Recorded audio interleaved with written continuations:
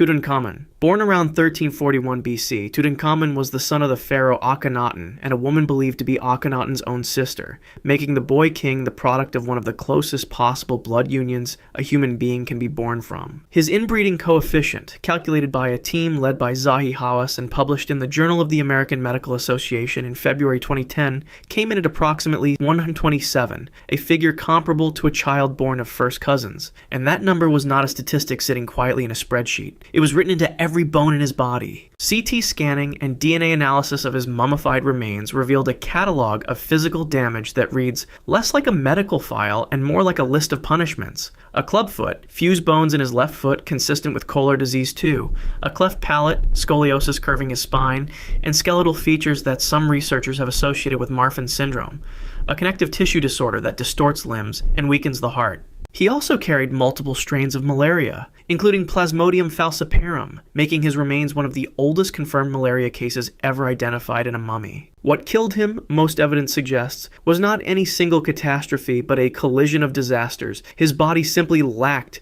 the genetic resilience to survive. A severe fracture of the femur, almost certainly from a fall, combined with active malaria infection and an immune system that had been compromised from birth. The pop culture narrative of a cursed pharaoh, of archaeologists dropping dead after Howard Carter opened the tomb in 1922, makes for better television than the actual story, which is far darker. Tutankhamun's death was not a curse placed on him from outside. It was engineered into him by the family that created him, and he spent his approximately 18 years of life, 9 of them as king of the most powerful civilization on earth, carrying that weight in his joints and his blood. He died around 1323 BC before he could grow a full beard, and his successor performed the opening of the mouth ceremony at his burial, an honor that would normally fall to a son, suggesting there was nobody left to do it. The tomb was small and unfinished by pharaonic standards, painted in a rush as if nobody had expected him to die quite so soon, even though everything about his body suggested they should have. Cleopatra VII, the Ptolemaic dynasty, which ruled Egypt from 305 BC until Cleopatra's death in 30 BC, did not stumble into inbreeding the way most royal houses did. They made it official policy, modeled it on Egyptian divine tradition, and executed it with the same administrative precision they brought to building grain stores and managing the Nile floods. Brother-sister marriages were the standard, repeated across generation after generation for 275 years, and Cleopatra herself was almost certainly the product of an uncle-niece union, though her mother's identity remains uncertain enough that historians argue about it. She ruled alongside and then against her brother Ptolemy III, to whom she was technically married, and when Julius Caesar arrived in Egypt in 48 BC, Ptolemy III was already maneuvering to have her killed. Caesar backed Cleopatra, Ptolemy fled and drowned in the Nile, and Cleopatra pivoted to the next most powerful Roman she could find, eventually binding her fate to Mark Antony. The remarkable thing about Cleopatra is that the centuries of inbreeding that had hollowed out later dynasties does not appear to have physically or cognitively damaged her in the way it damaged the Habsburgs, who came after. She spoke 9 languages, governed competently, and outmaneuvered almost everyone around her for decades. This may be because the Ptolemaic gene pool was refreshed, more than it appeared, through concubines and non-dynastic mothers, whose identities were not always recorded. But the political system that inbreeding created, the dynasty that could only survive by marrying itself, eventually ran out of options. When Octavian defeated Antony at the Battle of Actium in 31 BC and marched toward Alexandria, Cleopatra had nowhere left to go. Antony killed himself first, based on a false report that she was already dead, and Cleopatra followed him on August 12, 30 BC, aged 39. The Asp narrative is ancient, reported by Plutarch and Strabo, and has dominated the story ever since, the small snake hidden in a basket of figs, the theatrical final gesture of a woman who had always understood image and power. But the German historian Christoph Schaefer presented an alternative at a historical conference around 2010, arguing that a fast-acting hemlock, wolfsbane, and opium mixture would have been more practical and more consistent with the descriptions of her death. Neither version has been definitively proven. What is certain is that her death ended 275 years of Ptolemaic rule and handed Egypt to Rome, and the dynasty that had built its longevity on the strategy of marrying itself closed its account with a queen who had no one left to rule beside, Juana la Loca. Joanna I of Castile was born in 1479 to Ferdinand and Isabella, two monarchs who were themselves second cousins and required a papal dispensation to marry. And when Juana's marriage to Philip the Handsome introduced the Habsburg line into Spanish royalty, the genetic narrowing that would eventually produce Charles II of Spain began in earnest. Juana is famous for her so-called madness, particularly the story of her grief after Philip died suddenly in September 1506, age 28, reportedly of typhoid fever. According to accounts that have been retold so many times they have taken on mythological weight, she refused to allow his coffin to be sealed, traveled with his body across Castile, and opened the casket repeatedly to touch and kiss the corpse, refusing to let any woman near it out of jealous obsession. Whether this constitutes madness or a grief response so extreme it terrified the people around her is a question historians including Bethany Aram have been asking for decades. Aram and others argue that Juana was not mentally ill at all, or not in any way that would have prevented her from ruling, and that the narrative of her insanity was deliberately constructed and amplified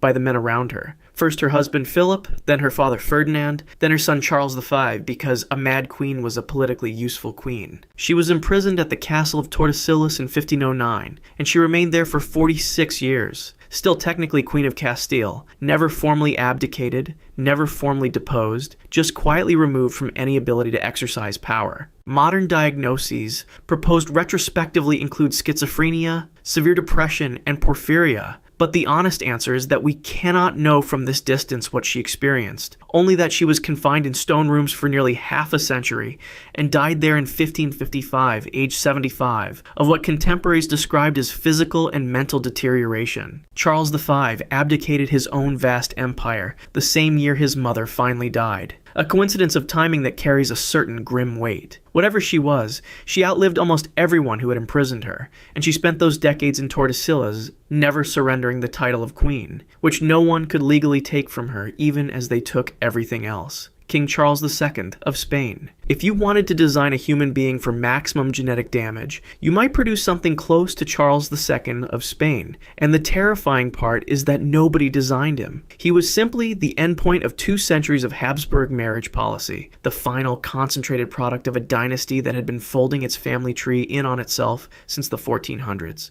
A 2009 study published in PLOS ONE by Gonzalo Alvarez and colleagues calculated his inbreeding coefficient at 0.254, a figure that exceeds what you would expect from a sibling union, because the damage had been accumulating across so many generations that the mathematics of relatedness had grown grotesque. His great-great-grandmother Juana la Loca appears in his family tree more than a dozen times. He was born on November 6, 1661, and the court knew immediately that something was catastrophically wrong. He could not speak until he was 4 years old. He could not walk until he was 8. He was bald by 35. The famous Habsburg jaw, the protruding lower jaw that appears in Habsburg portraits as a kind of dynasty-wide signature, was so severe in Charles that he could not bring his teeth together to chew food. His tongue was too large for his mouth, and he drooled visibly throughout his life. He suffered from constant diarrhea and vomiting, recurring fevers, and what his court described as fits, which may have been seizures. Despite being king from the age of 3, he was governed by regents and ministers his entire life, his cognitive limitations making independent rule impossible. His court, unable to explain the physical and mental disaster sitting on the throne,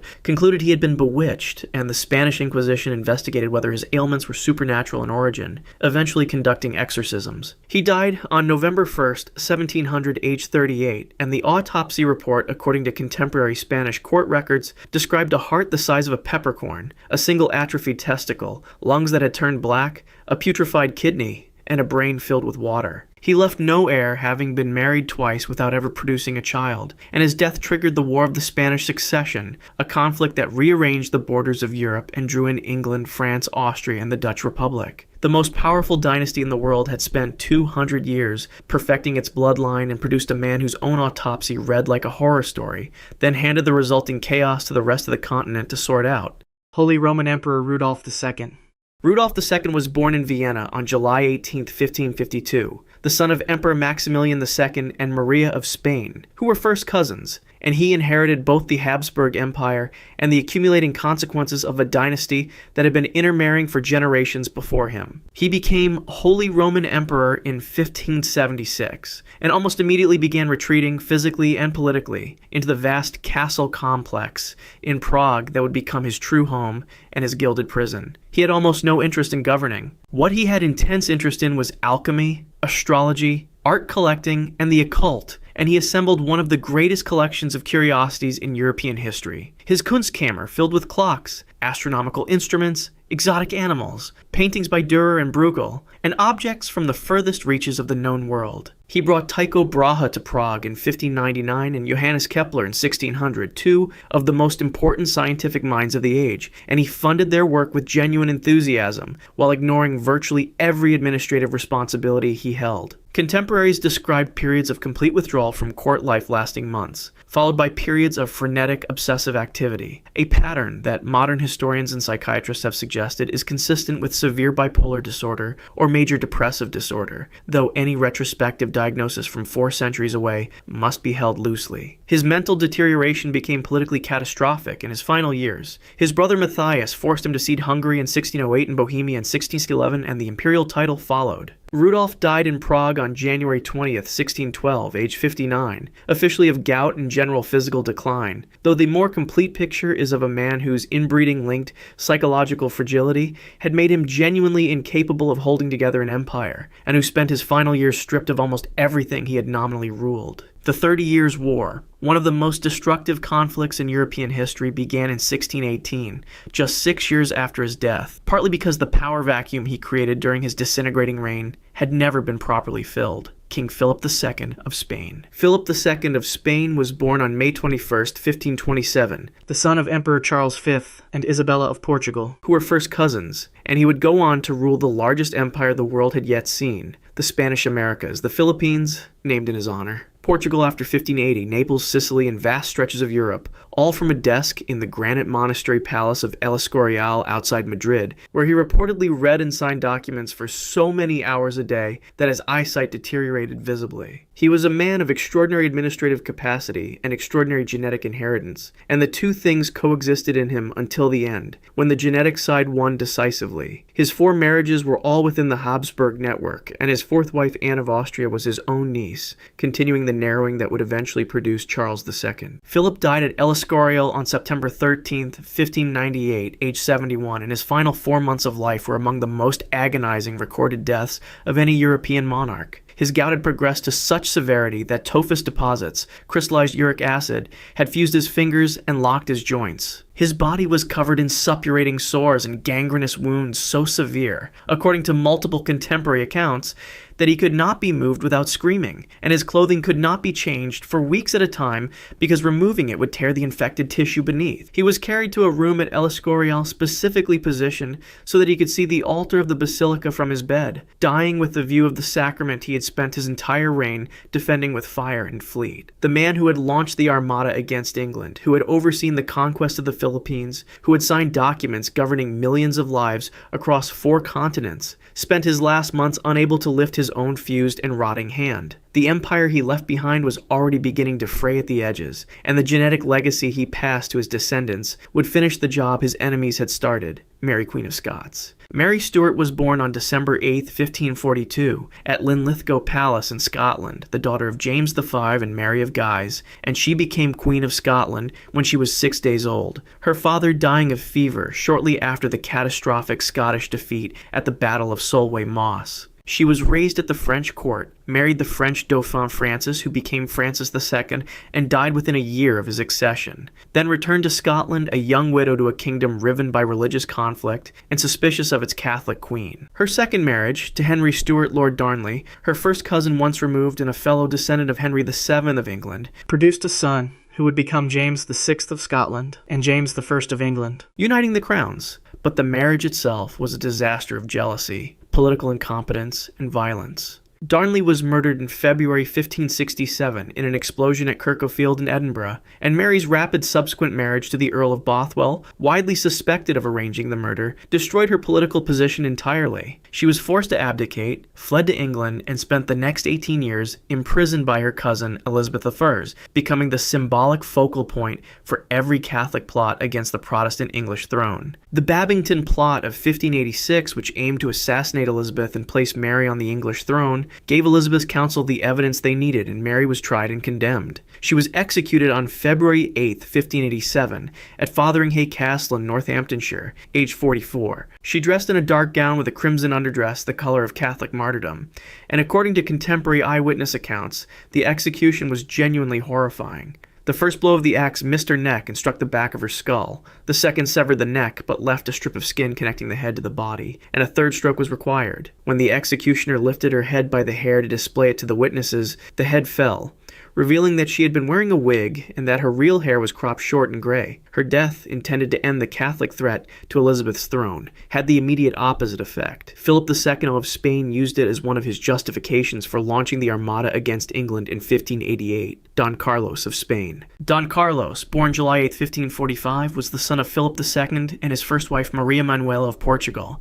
And if you want to understand just how extreme a single-generation inbreeding event can be, consider that Philip and Maria Manuela were double first cousins, meaning they shared all 4 grandparents between them. The mathematical consequence was a child who was more inbred than the product of a typical sibling union, concentrated into a single generation rather than accumulated across many. From birth, his body showed the results: one shoulder higher than the other, a marked spinal curvature, one leg shorter than the other, and a fragile overall constitution sitting inside a body that grew unusually tall. His behavior as he grew older became frightening by any account. He reportedly threw a page boy from a window. He attacked the powerful Duke of Alba. He reportedly confessed to a priest that he intended to kill his own father, Philip II. These accounts come primarily from diplomatic dispatches and may be colored by political motivations, but the pattern they describe is consistent. A young man whose impulse control, emotional regulation, and capacity for rational decision-making had been severely compromised by his genetic inheritance. Philip II had him arrested in January 1568, issuing a statement about matters of importance to God and the public good,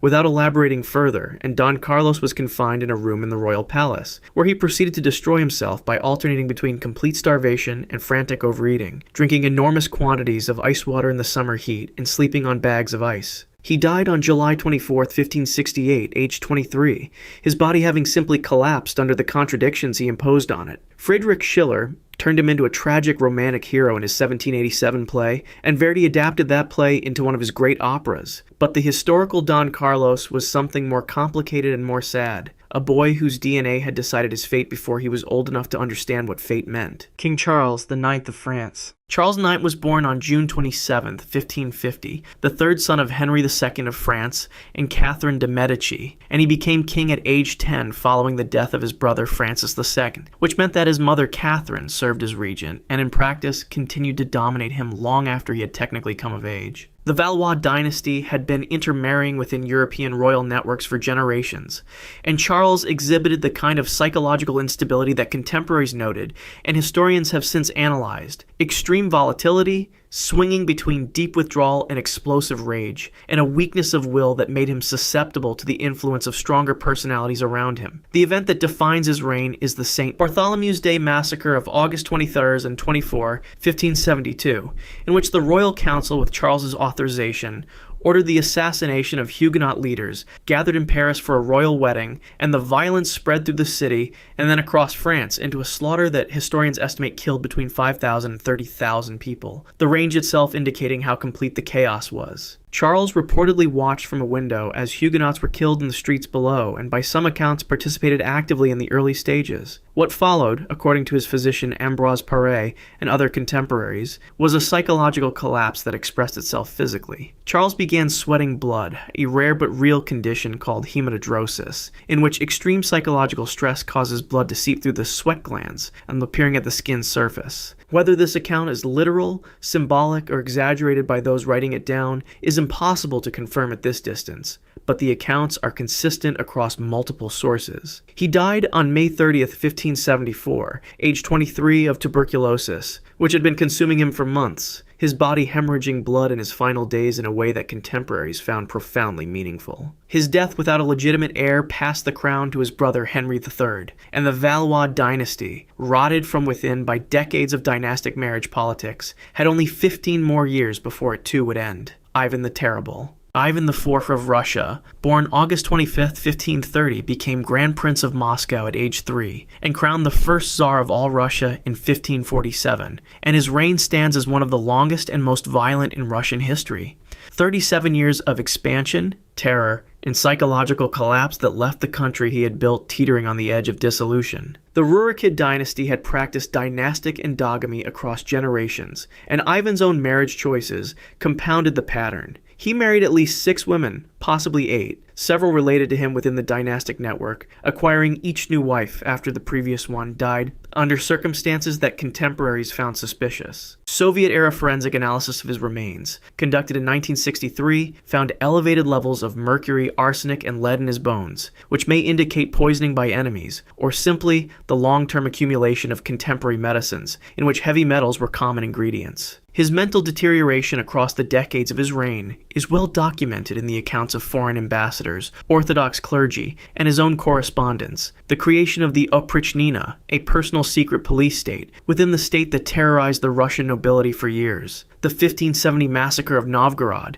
in which he ordered the systematic killing of thousands of his own subjects over weeks. And then, on November 19, 1581, the moment that defined everything, when during a violent argument he struck his son and heir Ivan Ivanovich with his iron-tipped staff, causing a head wound from which the young man died 4 days later. Ivan the Terrible spent the following days in a state of complete psychological disintegration, tearing his hair, refusing food, and weeping without stopping. He had killed the only son capable of succeeding him, and he knew it. He died on March 28, 1584, reportedly while setting up a chess game, collapsing suddenly of what was most likely a stroke or massive cardiac event, 3 years after the moment that had ended his dynasty more completely than any enemy could have managed. King James I of England. James II of Scotland, who became James I of England in 1603 and united the 2 crowns, was born on June 19, 1566. The son of Mary Queen of Scots, and her first cousin once removed Henry Stuart, Lord Darnley, both of them descended from Henry VII of England. He was, therefore, the genetic product of a dynastic intermarriage at the very moment the Stuart line was under the most extreme political pressure, and he inherited a kingdom from a mother he had never really known, who had been imprisoned since he was less than a year old. His reign produced genuinely lasting things: the Gunpowder Plot of November 5, 1605, which failed, the King James Bible of 1611, which did not fail, and became one of the most influential texts in the English language, and the Jamestown Settlement of 1607, the first permanent English colony in North America. Contemporary descriptions of James himself, however, are striking for their consistency. His tongue was described as too large for his mouth, causing him to speak with difficulty and to drool visibly. His legs were described as weak and his gait as shambling. He disliked changing his clothing and wore garments until they were worn to rags. And his court was defined by his intense relationships with male favorites, particularly Robert Carr and George Villiers, Duke of Buckingham, which generated political controversy and gossip throughout his reign. He suffered from arthritis, gout, kidney disease, and recurring bouts of what contemporaries called tertian ague, a fever pattern consistent with malaria. He died on March 27, 1625, age 58, at Theobald's Park in Hertfordshire, of a final acute episode of tertian ague.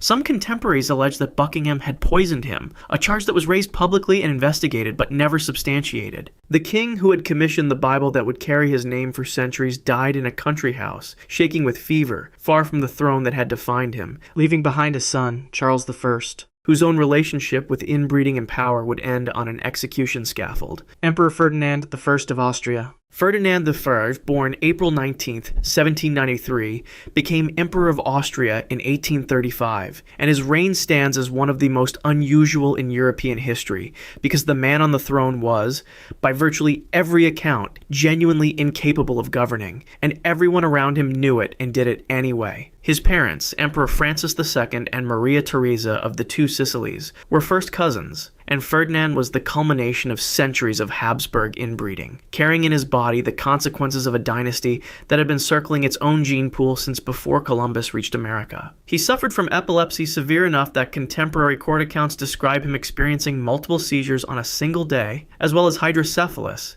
a condition in which fluid accumulates within the skull, a pronounced speech impediment, and a cognitive profile that made independent decision-making essentially impossible.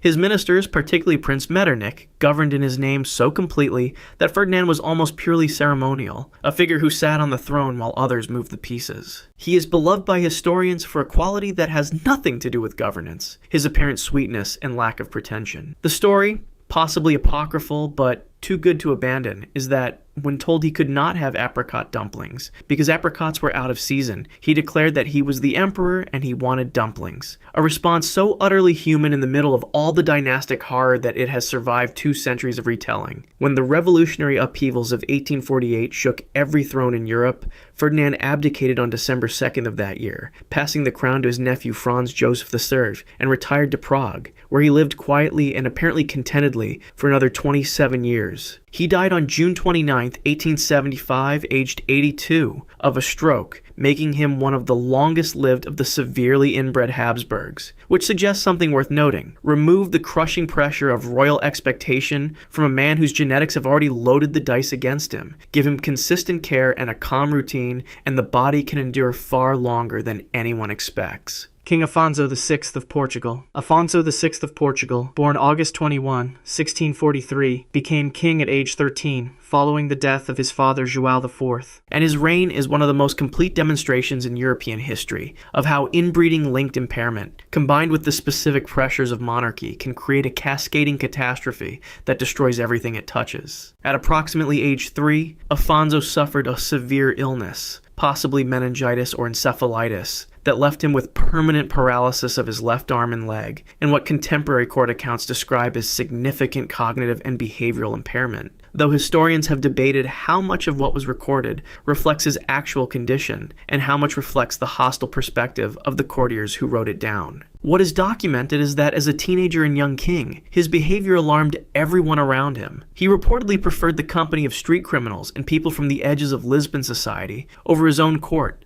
organized gang fights within the palace, and proved essentially ungovernable by conventional means. His marriage to Marie Françoise of Savoy was never consummated, which she attributed to his physical incapacity and impotence, and after years of this, she sought and obtained an annulment and married Afonso's brother Pedro, who had already been named regent and who had been systematically dismantling Afonso's remaining power. Afonso was confined first on the island of Terceira in the Azores beginning in 1669, isolated in the middle of the Atlantic, and then transferred to the Palace of Sintra in 1674, where he remained until his death. He died on September 12, 1683, age 40, of apoplexy, what we would now identify as a stroke, after years of physical and mental deterioration and confinement. He had been king of a country that needed him to be something his genetics had made impossible for him to be, and the machinery of royal succession had simply moved around him, transferring power to his brother while leaving him technically on the books as a king, alone in stone rooms at the edge of the Atlantic for the final decade and a half of his life. King George III of Great Britain. George III was born on June 4, 1738, became King of Great Britain and Ireland in 1760, and reigned for 60 years, the longest reign of any British monarch to that point, presiding over the loss of the American colonies, the wars against Napoleon, and his own spectacular, prolonged, and deeply public mental collapse. He married Charlotte of Mecklenburg-Strelitz, who was his first cousin once removed, continuing the pattern of dynastic endogamy that had characterized the Hanoverian line, and they had 15 children, the most of any British royal couple. George's episodes of illness began in 1788, when he became acutely disturbed. He talked continuously until his lips bled. He reportedly repeated the word peacock for hours at a stretch. He attempted to strangle his son, the Prince of Wales, and he wrote letters and sentences that ran for pages without punctuation. Then he recovered, returned to apparent normalcy, and the cycle repeated across the following decades. In 1966, psychiatrists Ida McAlpine and Richard Hunter published a paper in the British Medical Journal arguing that his symptoms, including blue-tinged urine, severe abdominal cramping, weakness in the limbs, and the neurological and psychiatric episodes, matched acute intermittent porphyria, a genetic metabolic disorder in which the body cannot properly produce heme and toxic compounds accumulate in the nervous system. The porphyria hypothesis has been influential but contested, with some researchers now favoring bipolar disorder, and others pointing to the complexity of distinguishing one condition from another across centuries of filtered accounts. Analysis of hair samples discovered in 2004 revealed elevated arsenic levels, suggesting that the arsenic present in many of his medical treatments and in pigments of the era may have triggered or worsened porphyria attacks if he did carry the condition. By 1810, George III had descended into a state from which he never emerged. Blind, deaf, and in a condition his physicians described as permanent insanity, he wandered the rooms of Windsor Castle in a purple dressing gown, playing the harpsichord and talking to people who were not there. He died on January 29, 1820, aged 81, of pneumonia, a decade after he had last recognized any member of his family. His son had been ruling as Prince Regent since 1811. The 60-year reign that had watched the birth of the United States ended in a room at Windsor where the king had not been present, in any meaningful sense, for 10 years. Empress Elisabeth of Austria, Elisabeth of Bavaria, born December 24, 1837, known to history and to everyone as Sisi, was the daughter of Duke Maximilian of Bavaria and Princess Ludovica, who were first cousins, and she was born into the Wittelsbach family, a dynasty with its own rich and extensively documented history of mental illness running through multiple generations. When she married her first cousin Emperor Franz Joseph I of Austria in 1854, at age 16 she joined her inbred Wittelsbach genetic inheritance to the centuries of accumulated Habsburg inbreeding, and the results in her children were significant. Her son Crown Prince Rudolph was psychologically unstable from early adulthood, reckless, depressed, and increasingly erratic in his behavior, until the morning of January 30th, 1889. When he shot his 17-year-old mistress Mary Vitsera at the Imperial Hunting Lodge at Mayerling, and then shot himself, leaving a note for his mother and leaving Austria without a direct heir. Elizabeth herself was not spared. She suffered from what modern clinicians would almost certainly identify as anorexia nervosa, obsessively monitoring and restricting her food intake,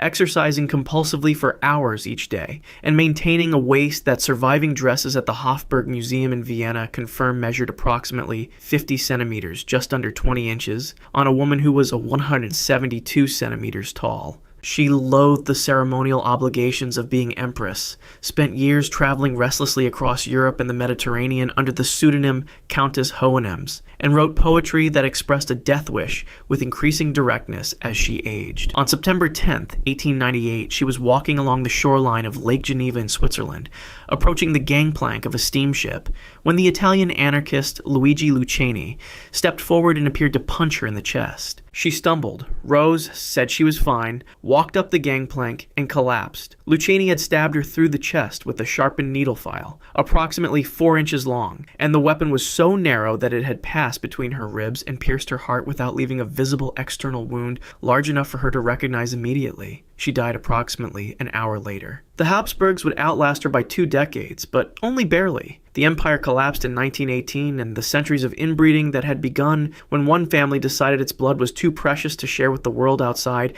had run finally all the way out. Katherine of Aragon. Katherine of Aragon was a Spanish princess, the daughter of Ferdinand and Isabella, and she arrived in England in 1501 to marry Henry's older brother, Arthur. The match was a carefully arranged diplomatic alliance between the English and Spanish crowns, and Katherine had been groomed for exactly this role from childhood. Arthur died just 5 months into the marriage, and Katherine spent years in limbo, neither fully sent home nor properly provided for, until the young Henry VIII married her in 1509, seemingly out of genuine affection. He was 17. She was 23. By early accounts, he was proud of her, even boastful, reportedly telling the Spanish ambassador that he could not have chosen a better wife. For over 2 decades, she was queen, and by most accounts, a respected and capable one. She served as regent while Henry was at war in France in 1513, and it was under her authority that English forces defeated the Scots at the Battle of Flodden. She was also deeply religious, known for her piety and charitable works, and was genuinely popular with the English public in a way Henry would later find inconvenient.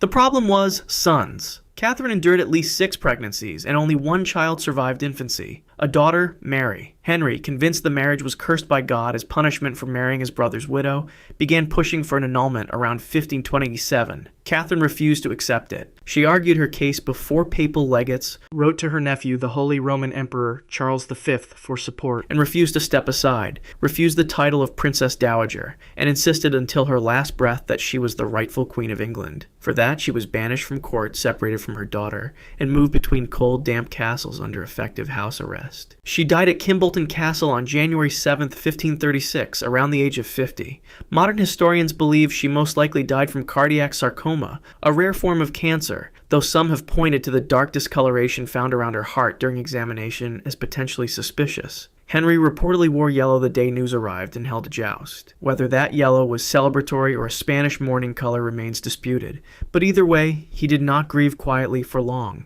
He was already moving on. She was buried without ceremony at Kimbleton, though her daughter Mary would later honor her memory deeply. Anne Boleyn. Anne Boleyn is the wife history can't stop talking about, and for good reason. She was a lady-in-waiting who refused to become Henry's mistress, held out for the crown instead, and in doing so helped trigger the English Reformation. Henry broke with Rome, dissolved the monasteries, and remade the religious identity of an entire nation, largely to be free to marry her. They wed in secret in January 1533. Anne had spent years at the French court as a young woman and returned to England polished, sharp-witted and politically astute in ways that set her apart from most women at court. She championed Protestant reform, patronized scholars and clergymen, and wielded real political influence in the early years of the marriage. She was not conventionally beautiful by Tudor standards, but was considered magnetic, dark-eyed, quick, and intellectually alive in a way that Henry found irresistible for years. The problem, again, was sons.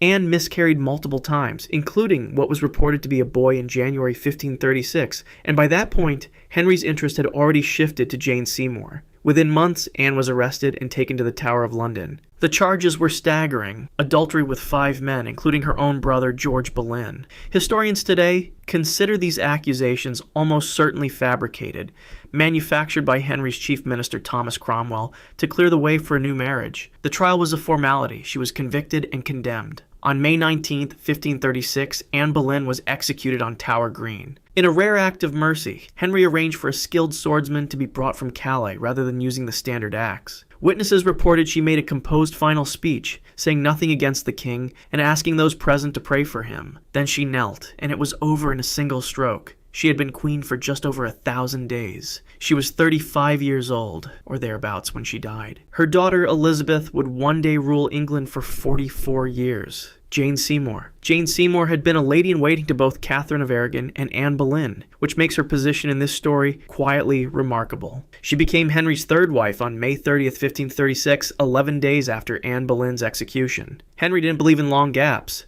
Jane was described as quiet, pale, and carefully modest, and historians debate how much of that was genuine temperament versus shrewd survival instinct in a court that had just watched 2 queens fall. She came from an ambitious family who had worked hard to place her in Henry's orbit, and it would be naive to assume the entire courtship was spontaneous feeling. Her motto was bound to obey and serve, which either reflected her genuine character or was a very calculated message to a king who had just executed his previous wife for perceived defiance. What is not debated is what she gave Henry on October 12, 1537. A legitimate male heir, the future Edward VI. Henry had waited nearly 30 years for this. The celebrations were enormous. Jane did not get to enjoy them. She developed a fever shortly after the birth, almost certainly puerperal fever, the bacterial infection that killed enormous numbers of women in the childbed throughout this era, and she died just 12 days later on October 24, 1537. Henry's reaction was, by all accounts, genuine devastation. He wore black mourning clothes for months, longer than he publicly mourned any other wife. When he died a decade later, he left instructions to be buried beside her at St. George's Chapel, Windsor. Of all 6 wives, Jane Seymour is the only one who rests there with him. During her brief time as queen, she worked quietly to restore relations between Henry and his daughter Mary, but in Henry's mind, she may have been the one who mattered most. Anne of Cleves. Anne of Cleves never really had a chance, and she arguably handled that better than anyone in this story. She was a German Protestant princess chosen in 1539 for political reasons. Henry needed an alliance with Protestant German states, and the court painter Hans Holbein was sent to produce her portrait. The portrait was apparently flattering. Henry agreed to the match. When he met Anne in person for the first time in January 1540, he was reportedly repulsed. He complained bitterly to his advisors, though the phrase Flanders mare, so often attributed to him, appears to be a later invention with no reliable contemporary source. Anne spoke little English, was unfamiliar with English court customs, and had not been trained in the kinds of music and performance that Tudor courtly culture prized. The mismatch was total, cultural as much as personal. The marriage took place on January 6, 1540, was almost certainly never consummated, and was annulled just 6 months later on July 9, 1540. Anne's response to all of this was, by the standards of the time, extraordinary. She accepted the annulment without protest, cooperated fully, and was rewarded generously. Henry gave her an income, several properties including Hever Castle, ironically the former home of the Boleyn family, and the honorary title of the king's beloved sister. She spent the following years living comfortably in England, entertaining guests, managing her estates, and apparently enjoying a freedom she never could have expected. She outlasted Henry, outlasted the reign of Edward VI, outlasted the reign of Mary I, and died on July 16, 1557, making her the last surviving of Henry's 6 wives. She was around 41. She had read the room perfectly, and it saved her life. Holbein's portrait of her still survives and remains one of his most studied works. Katherine Howard. Katherine Howard was almost certainly a teenager when she married a 49-year-old Henry VIII who was already obese, ill-tempered, and plagued by a festering leg wound that made him increasingly difficult to be near. Her exact date of birth is unknown. Historians estimate she was born somewhere between 1521 and 1525, which means she may have been as young as 15 or 16 at the time of her marriage on July 28, 1540. She had been placed in the household of her step-grandmother as a young girl, and in that loosely supervised environment she had prior relationships before her marriage, with her music teacher Henry Mannix, and more seriously with a young man named Francis Derham. Both of these relationships were later weaponized against her. She was also accused of adultery with courtier Thomas Culpeper during the marriage itself, and letters written in her name to Culpeper were presented as evidence. Whether the relationship constituted full adultery remains debated by historians, but the outcome did not depend on nuance. Culpeper and Derham were both executed. Catherine was imprisoned in the Tower of London and by reports was so terrified in her final days that she asked for the block to be brought to her cell so she could practice placing her head on it correctly. She was beheaded on February 13th, 1542. She may have been 16 years old, she may have been 19. Nobody recorded it carefully enough to know, which in its own way says everything about how seriously her life was taken by the people around her. She was a child navigating a court of adults who used her and discarded her. Katherine Parr. Katherine Parr is the one who survived, and she almost didn't.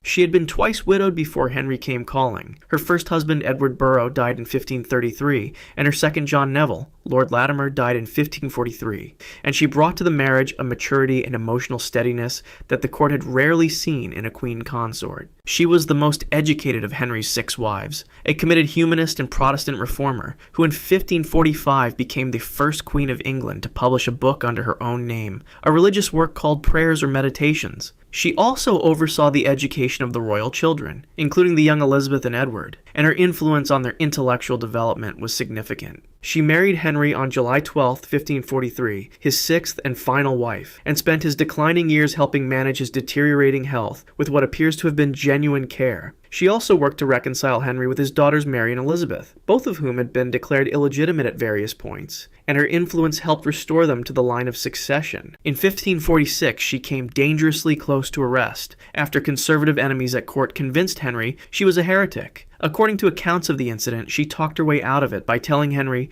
she had only debated theology with him to distract him from his pain and to benefit from his superior knowledge. Exactly the kind of thing a man like Henry wanted to hear. Henry died on January 28, 1547, and within months Catherine had quietly married Thomas Seymour, brother of the late Jane Seymour and the man she had reportedly wanted to marry before Henry intervened. It was fast, it was scandalous, and it was her choice perhaps for the first time. She became pregnant quickly. On August 30th, 1548, she gave birth to a daughter named Mary Seymour. 6 days later, on September 5th, 1548, Katherine Parr died of puerperal fever, the same infection that had killed Jane Seymour 11 years earlier in the same household, under the same unavoidable circumstances of the age. She had outlasted Henry VIII by less than 2 years. King John. King John is one of the most despised kings in English history, and his death was as miserable as the chaos he created. He spent his reign extorting his barons with savage taxation, imprisoning enemies without trial, and is widely suspected of murdering his own nephew, Arthur of Brittany, though no definitive proof has ever surfaced. By 1216, his barons had invited a French prince to take his throne,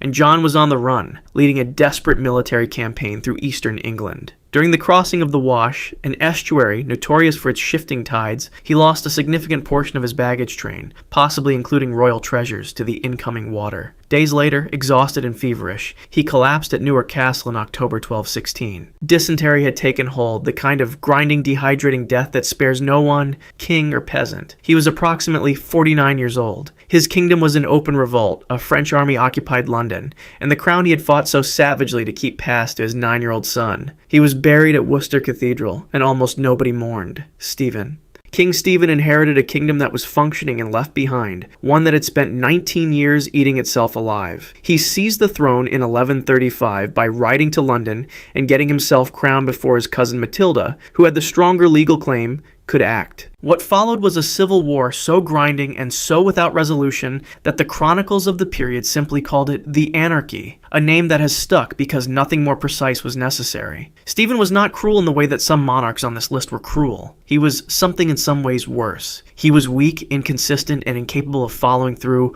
on the threats that keeping barons in line required. Lords built unlicensed castles, ran private armies, and tortured civilians for ransom in their dungeons, while the king negotiated and compromised and achieved nothing lasting. He won battles and failed to press the advantage. He captured Matilda and then released her. He was captured himself and had to be ransomed back. By the time the war finally ended in a negotiated settlement in 1153, the country had been bled dry and the agreement effectively disinherited his own son in favor of Matilda's. He died the following year in October 1154 at Dover, of a stomach ailment, possibly a gastric ulcer, aged around 57. He had held the throne for 19 years and left almost nothing worth keeping. He was buried at Faversham Abbey, which he had founded himself, and the kingdom moved on without looking back. Edward II. Edward II inherited a powerful throne and proceeded to dismantle his own reign with breathtaking consistency. His reliance on royal favorites, first Piers Gaveston and later Hugh Despenser the Younger, alienated virtually every powerful lord in England, and his catastrophic defeat at the Battle of Bannockburn in 1314 effectively handed Scotland to Robert the Bruce for good. By 1326, his own wife, Isabella of France, had taken a lover, Roger Mortimer, raised an invasion force, and stripped Edward of his crown. He was imprisoned at Berkeley Castle in Gloucestershire, and in September 1327 he died there under circumstances that remain genuinely disputed. The traditional account that he was murdered with a red-hot poker inserted internally appears in chronicles written decades after his death, and may well be propaganda designed to add humiliation to the historical record. Modern historians lean toward a more ambiguous cause, possibly smothering or starvation. What is certain is that he was dead at approximately 43 years old, quietly disposed of in a damp castle, while his wife and her lover ran the country in his son's name. The first English monarch to be formally deposed, he was buried at Gloucester Cathedral, and his death solved a problem for everyone in power. Richard II. Richard II began his reign with a moment of genuine courage, riding out at just 14 years old to face the rebels of the Peasants' Revolt in 1381, and personally promising reforms to disperse the crowd. He spent the following decades squandering every ounce of goodwill that gesture earned him. He ruled with increasing autocracy, exiling powerful lords, seizing their estates, and behaving as though the law existed purely to serve his personal will. When Henry Bolingbroke returned from exile in 1399 to reclaim his confiscated inheritance, the support Richard expected never materialized, and he was forced to abdicate. Imprisoned at Pontefract Castle in Yorkshire, he died in February 1400 at around 33 years old. The most widely accepted cause is deliberate starvation, either ordered directly or achieved through enforced neglect. Some contemporary accounts suggest he refused food voluntarily in protest, though whether that represents noble defiance or a final loss of the will to survive is impossible to say. He was buried eventually at Westminster Abbey, alongside the wife he had genuinely loved, and the king who had him killed wept publicly at the funeral. Richard III. Richard III has his defenders, and they are passionate about it, but the case against him is substantial enough to warrant inclusion here. He almost certainly had his two nephews, the young Edward V and his brother Richard, Duke of York, imprisoned in the Tower of London in 1483 and never seen again. The princes in the Tower remain one of history's most famous cold cases, and while no confession has ever surfaced and the bones found beneath the staircase in 1674 have never been definitively identified, the person with the clearest motive and the most immediate access was the man who took the throne. Richard ruled for only 2 years before Henry Tudor landed in Wales and marched east with an army. At the Battle of Bosworth Field in August 1485, Richard's allies switched sides at the decisive moment, and he found himself isolated and outnumbered. Rather than flee, he charged directly at Henry Tudor in a mounted attack that came close to succeeding before it was overwhelmed. He was unhorsed and killed in the fighting, the last English king to die in battle at age 32. His body was displayed publicly, stripped and slung over a horse, then buried without ceremony in Leicester. His grave was lost for centuries and rediscovered beneath a car park in 2012, which is the kind of ending that would have horrified him, and which history seems to have arranged deliberately. Henry VII. Henry VII is not evil in the way that makes for dramatic portraits. There are no burning heretics or executed wives. His cruelty was bureaucratic, patient, and relentless, which in some ways makes it worse. having seized the throne at Bosworth in 1485 and ended the Wars of the Roses. He spent his reign keeping the nobility financially strangled through a system of bonds and recognizances, legally binding financial penalties that could be called in at any moment of royal displeasure. His ministers Richard Empson and Edmund Dudley became so notorious for this extortion that they were executed within weeks of Henry's death, a calculated act by his son to buy immediate popularity. In his final years, widowed and increasingly withdrawn, Henry became paranoid and physically deteriorating. He died of tuberculosis at Richmond Palace in April 1509, age 52, his passing reportedly kept secret for 2 days while the council quietly managed the transition. He left behind the fullest treasury in English history and a kingdom that exhaled the moment he was gone. Henry VIII. Henry VIII is the monarch people reach for first when this subject comes up, and the reality earns that instinct entirely. He executed approximately 70,000 people during his reign, by some estimates, including 2 of his 6 wives, his most trusted minister Thomas Cromwell, and his former friend Thomas More, who refused to sanction the break with Rome. In later life, a jousting injury to his leg in 1536 developed into a chronic ulcer that never healed, almost certainly became infected repeatedly, and by his final years had left him in near constant pain. His weight ballooned, with his waist reportedly measuring around 54 inches by the time of his death, and he required mechanical assistance to move between rooms. Possibly diabetic, certainly septic in his final months, and surrounded by courtiers too terrified of his own treason laws to tell him plainly that he was dying. He died at Whitehall Palace in January 1547, age 55. The most feared man in England went out slowly, bloated, and rotting, which, depending on your perspective, is either ironic or entirely fitting. Mary I. Mary I inherited a Protestant England and spent her 5-year reign attempting to burn it back to Catholicism, quite literally. Between 1555 and 1558, she had 283 Protestants burned at the stake, more executions for religious belief than any English monarch before or since, earning her the name Bloody Mary that history has never let her shake. She also presided over the loss of Calais in 1558, England's last territory in France, a humiliation she reportedly said would be found written on her heart after death. In her final months, she suffered from what historians believe was uterine or ovarian cancer, compounded by the influenza epidemic sweeping England that year. She died at St. James's Palace in November 1558, aged 42, having reigned for just 5 years. Her Protestant half-sister Elizabeth was informed of her death and received the news in a garden at Hatfield House. The fires Mary had lit across England went out almost immediately, and the country turned back to Protestantism within months, as if her entire reign had been a wound that simply closed over. Charles II. Charles II is not usually placed among the villains, and his reputation as the Merry Monarch has inoculated him against serious examination, but the case for including him is stronger than his charm suggests. He accepted secret payments from Louis XIV of France through the Treaty of Dover in 1670, committing England to a pro-French foreign policy in exchange for funds that would let him govern without relying on a hostile parliament.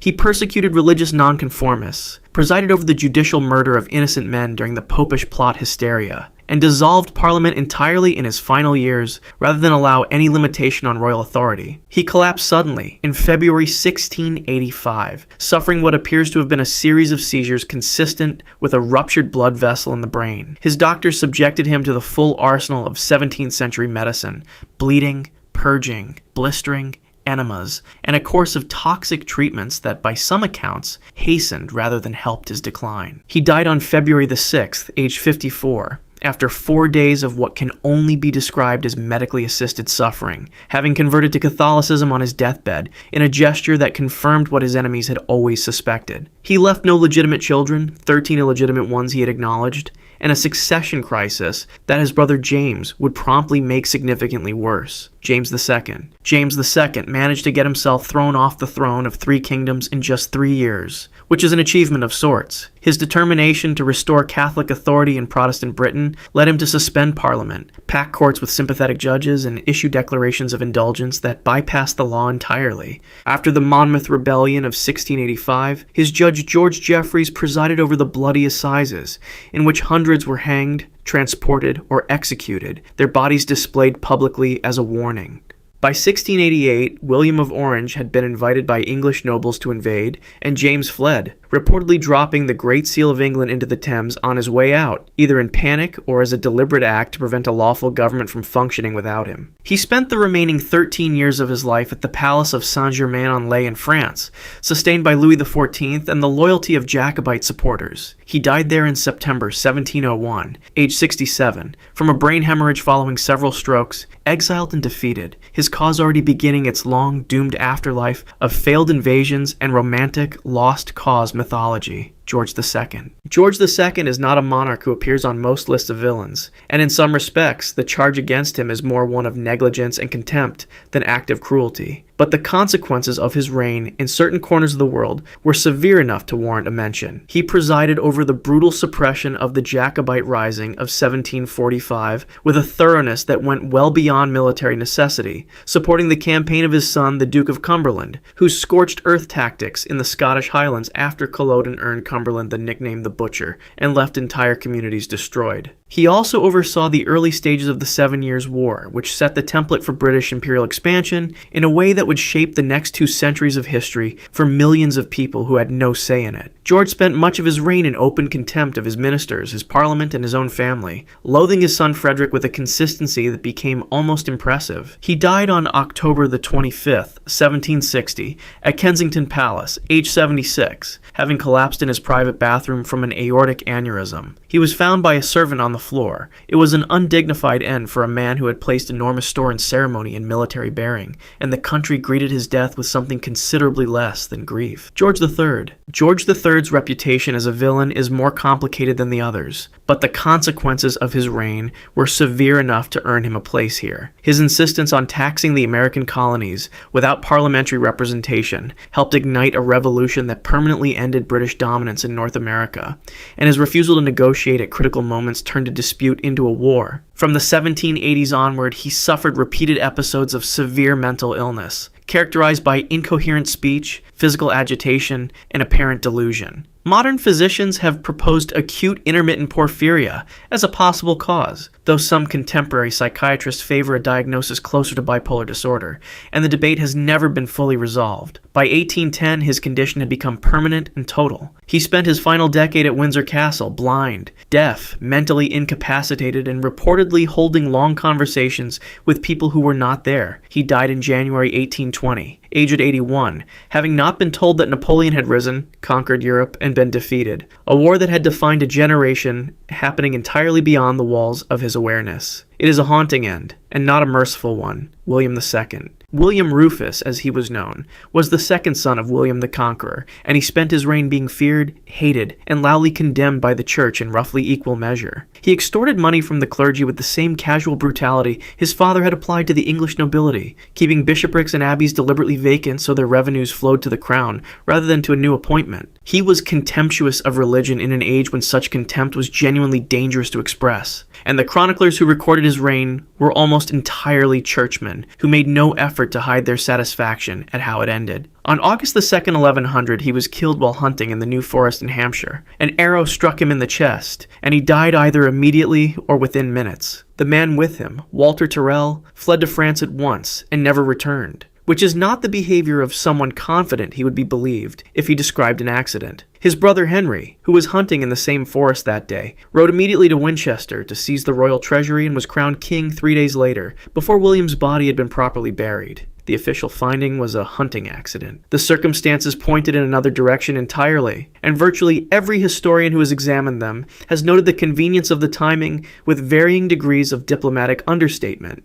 William was buried at Winchester Cathedral without a funeral mass, because the church felt he had not earned one. George IV. George IV is less a villain in the traditional sense, and more a monument to spectacular self-indulgence, but the damage his reign did to the institution of the monarchy, and to the people unfortunate enough to be directly in his orbit, was real enough to merit inclusion. He treated his wife, Caroline of Brunswick, with a public cruelty that appalled even a court accustomed to bad behavior, attempting to divorce her through an act of parliament in 1820, in proceedings so salacious and so obviously motivated by personal spite that the public took her side almost unanimously, cheering her in the streets while booing the king. He spent public money on a scale that made his ministers despair, transforming Brighton Pavilion into an oriental fantasy, remodeling Buckingham Palace, and running up debts so catastrophic that Parliament had to repeatedly bail him out. By his final years, he had ballooned to an enormous size, was largely confined to Windsor Castle, and was so embarrassed by his own appearance that he refused to be seen in public and kept the curtains drawn. He died on June the 26th, 1830, at Windsor, of a ruptured blood vessel in the stomach, age 67, after years of deteriorating health driven by obesity, gout, arteriosclerosis, and a dependence on laudanum and cherry brandy that his doctors tracked with increasing alarm. The Times newspaper, on the day of his death, published an obituary that did not bother with diplomatic softening. It noted that there was never an individual less regretted by his fellow men. For a reigning monarch, that is a verdict of a particular kind. Ivan the Terrible. Ivan IV was the first ruler to formally call himself Tsar of all Russia, and for 37 years he terrorized nobles, conquered vast territories, and built a surveillance state that would have made later Russian autocrats envious. He died on March 28, 1584, aged 53, in circumstances that were either mundane or deeply sinister, depending on which evidence you trust. The official story is that he collapsed mid-game at the chessboard, just sat down to play, reached for a piece, and that was it. Gone. Stroke. It's an almost absurdly peaceful end for a man who had spent decades ordering mass executions, creating the Oprichnina secret police, and reportedly watching his enemies boiled alive. But the chessboard story may be the least interesting version of what actually happened. Soviet forensic scientists who exhumed Ivan's remains in the 1960s found mercury and arsenic levels in his bones significantly above what any natural accumulation could explain, pointing toward deliberate poisoning, most likely by members of the boyar nobility who had spent decades surviving his paranoid purges and had finally decided to solve the problem themselves. What makes the theory credible is the state of Ivan's body. In the years before his death, foreign ambassadors and envoys wrote home, describing a man visibly rotting, bloated, emitting a terrible smell, his skin peeling, his movements slow and pained. The English merchant Jerome Horsey, who was present in Moscow during this period, described him in terms that suggest systemic organ failure rather than simple aging. Some historians attribute the physical decay to syphilis. Others to the mercury-based ointments that were fashionable as medical treatments at the time and which would have accumulated in his system, regardless of any deliberate poisoning, meaning Ivan may have been dying from his doctors even before his enemies got involved. There's also the psychological dimension of his final years, which is its own kind of horror. In November 1581, during one of his uncontrollable rages, Ivan struck his own son and heir, Tsarevich Ivan Ivanovich, with his iron-tipped staff, hitting him in the temple and killing him within days. He didn't mean to do it, accounts suggest. It began as an argument about Ivan's daughter-in-law's clothing, but the result was that the Tsar had murdered the one person capable of carrying on his legacy as he had imagined it. He spent the remaining 3 years of his life in what contemporaries described as inconsolable grief, alternating with renewed bouts of rage, consulting witches and astrologers about prophecies of his death, writing his name in lists of victims he wished to have prayed for, and cycling through potential successors with growing desperation. The man who had built the most centralized, feared autocracy Russia had ever seen died slumped over a chessboard, his body riddled with toxins, his chosen heir dead by his own hand, and his succession in chaos. The throne passed to his surviving son Feodor, who was by most accounts intellectually incapable of ruling, and real power fell immediately to others. Whatever the precise cause of death, stroke, poison, or the compound effects of years of mercury exposure, the end of Ivan the Terrible was as chaotic and contested as his reign had been. Peter the Great. Peter I was in almost every measurable sense enormous, standing around 6 feet 8 inches tall in an era when the average Russian man barely cleared 5.5 feet, physically domineering, relentlessly energetic, and constitutionally incapable of sitting still while things happened around him. He died on February 8, 1725, aged 52, from what physicians recorded as a severe urinary tract infection that progressed to bladder or kidney failure, possibly complicated by gangrene of the bladder, and the death was by most accounts one of the most agonizing on this list. In his final weeks, Peter was in such extraordinary pain that witnesses stationed outside his private chambers could hear him screaming through the palace walls, a detail recorded by multiple contemporaries and striking precisely because Peter was not a man known for expressing weakness. The sequence of events that led to his collapse began in late November 1724, when, according to popular accounts, he waded into icy water near the Gulf of Finland to help rescue soldiers from a grounded boat, spending hours in freezing conditions and returning to St. Petersburg already feverish. Whether this specific incident directly caused his decline is disputed by historians, who note that his underlying condition had likely been deteriorating for months, but his health crashed sharply in the weeks that followed and never recovered. What makes his death particularly consequential is what he failed to do before losing consciousness. Peter had previously abolished the traditional order of dynastic succession and replaced it with a law allowing the reigning monarch to name their own heir, a reform designed to prevent incompetent rulers from inheriting by birth alone. When the moment came for him to use this system, he was too ill. According to witnesses, he called for paper and pen in his final hours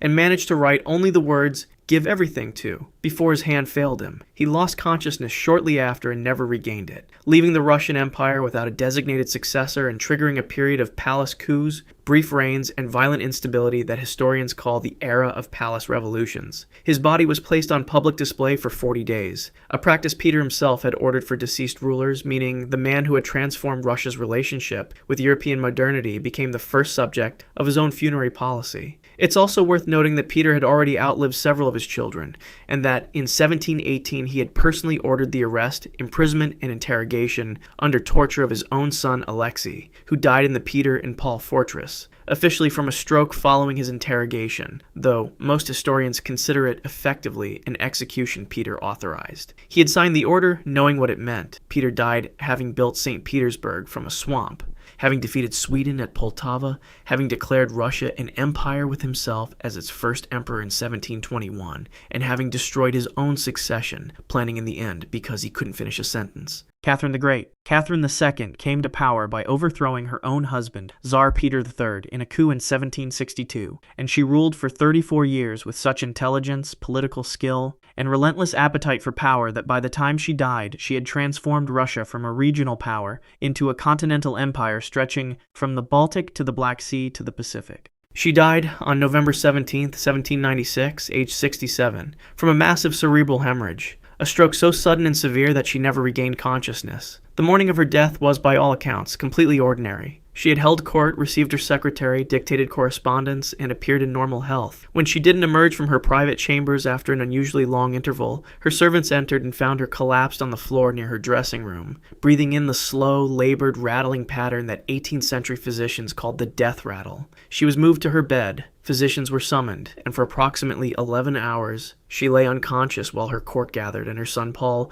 whom she had excluded from power for decades and reportedly despised, waited. She died at approximately 9:45 that evening without having spoken another word. This is the point at which it's worth addressing the most persistent myth attached to her name directly. Catherine did not die having sex with a horse. This story was invented by her political enemies during her own lifetime, Prussian and French pamphleteers hostile to a powerful woman who had humiliated their country's diplomatic ambitions, and it spread because people found it more interesting than a stroke, which is an understandable if ignoble tendency. The actual Catherine died of the same thing that kills enormous numbers of elderly people, a catastrophic bleed in the brain, entirely consistent with her age, her weight in later life, and the stresses of 34 years of autocratic rule. What's genuinely remarkable about her death is the contrast it creates. Here's a woman who absorbed Crimea in 1783, partitioned Poland across 3 successive carve-ups, patronized Voltaire and Diderot, built the Hermitage collection, corresponded with the leading intellectuals of the European Enlightenment, and ran one of the largest land empires on earth, and she died alone on a bathroom floor,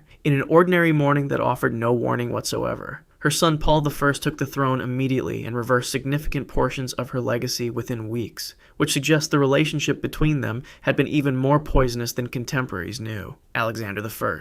Alexander I defeated Napoleon. That is the fact that defines his reign. The 1812 campaign, in which Napoleon's Grande Armée of roughly 600,000 soldiers entered Russia, and approximately 100,000 stumbled back out. And Alexander's subsequent leadership at the Congress of Vienna in 1814 and 1815 reshaped the political map of Europe for a generation. He died on November 19, 1825, in Taganrog, a small remote port city on the Sea of Azov in southern Russia, about as far from St. Petersburg as it's possible to get while remaining in European Russia, age 47, officially from typhus fever, possibly complicated by intestinal inflammation and, some sources suggest, contributing factors related to malaria. His death, in other words, was medically unremarkable. What is not unremarkable is everything surrounding it. Alexander had traveled to Taganrog ostensibly because his wife Empress Elisabeth was ill and needed a southern climate, an explanation contemporaries found unconvincing, since czars did not typically accompany ailing wives to obscure port towns and remain there for months. In his final years, Alexander had become increasingly withdrawn, religious, and by multiple accounts,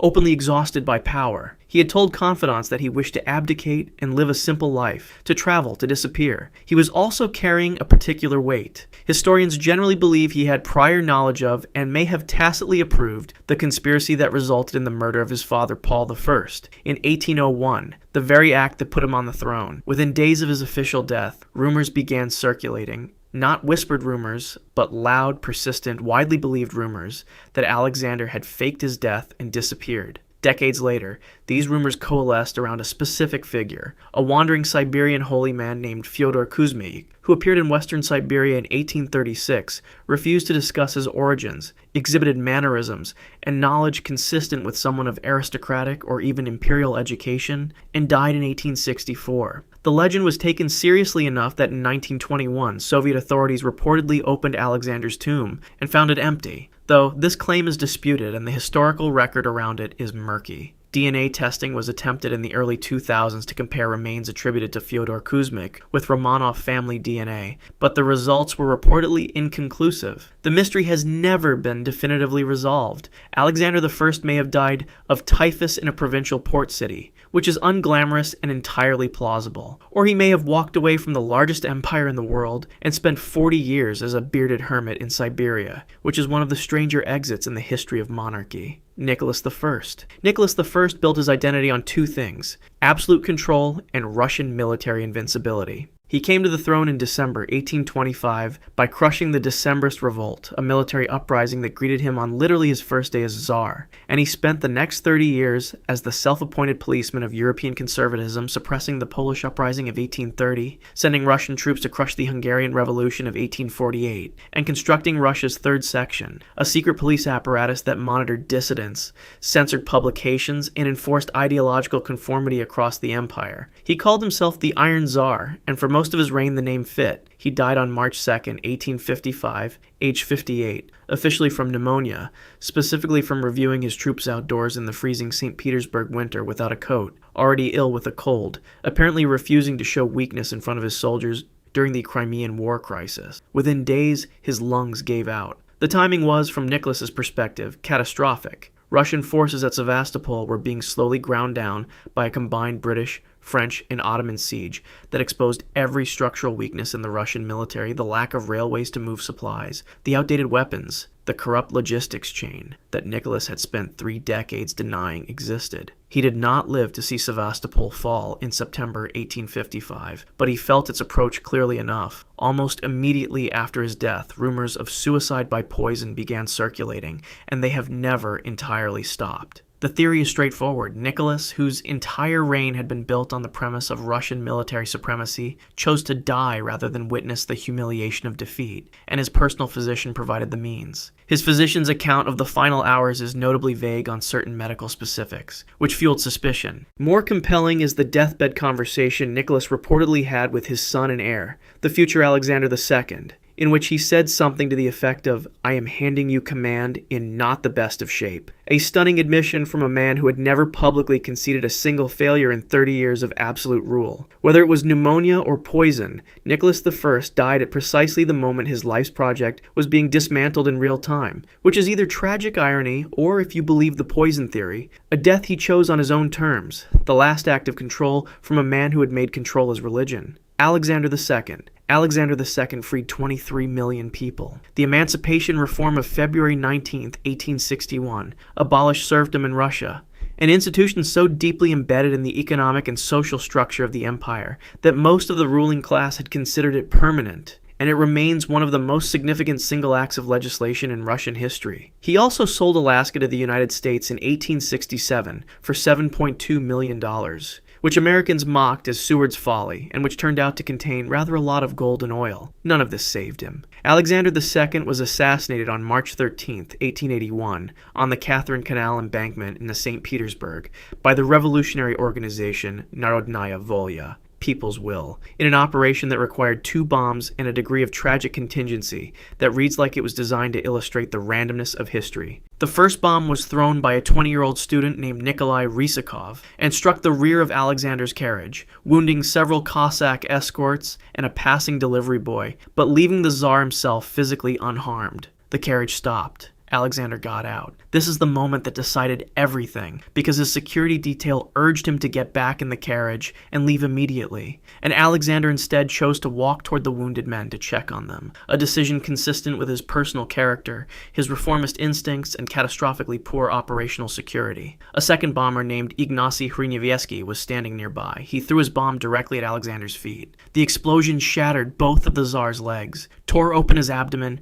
blew off several fingers, and wounded him so severely that blood was immediately visible across the snow of the embankment in a spreading dark stain. Alexander was conscious and reportedly said, "Carry me to the palace," to die there. He was transported back to the Winter Palace, a journey that left a trail of blood on the snow the entire route, where he died approximately 90 minutes later, never having recovered meaningful consciousness, surrounded by his family, including his son, the future Alexander III. Hryniewski also died from the explosion, killed by his own bomb. The profound and almost unbearable irony of Alexander II's death is that on the very morning he was killed, he had signed a document drafted by his interior minister Loris Melikov proposing a limited form of representative consultative assembly, a step however small toward constitutional government. His son Alexander III shelved the document immediately upon taking the throne, and spent his own reign reversing his father's reforms and tightening autocratic control. Alexander II had survived at least 6 prior assassination attempts, including the Winter Palace bombing of February 5, 1880,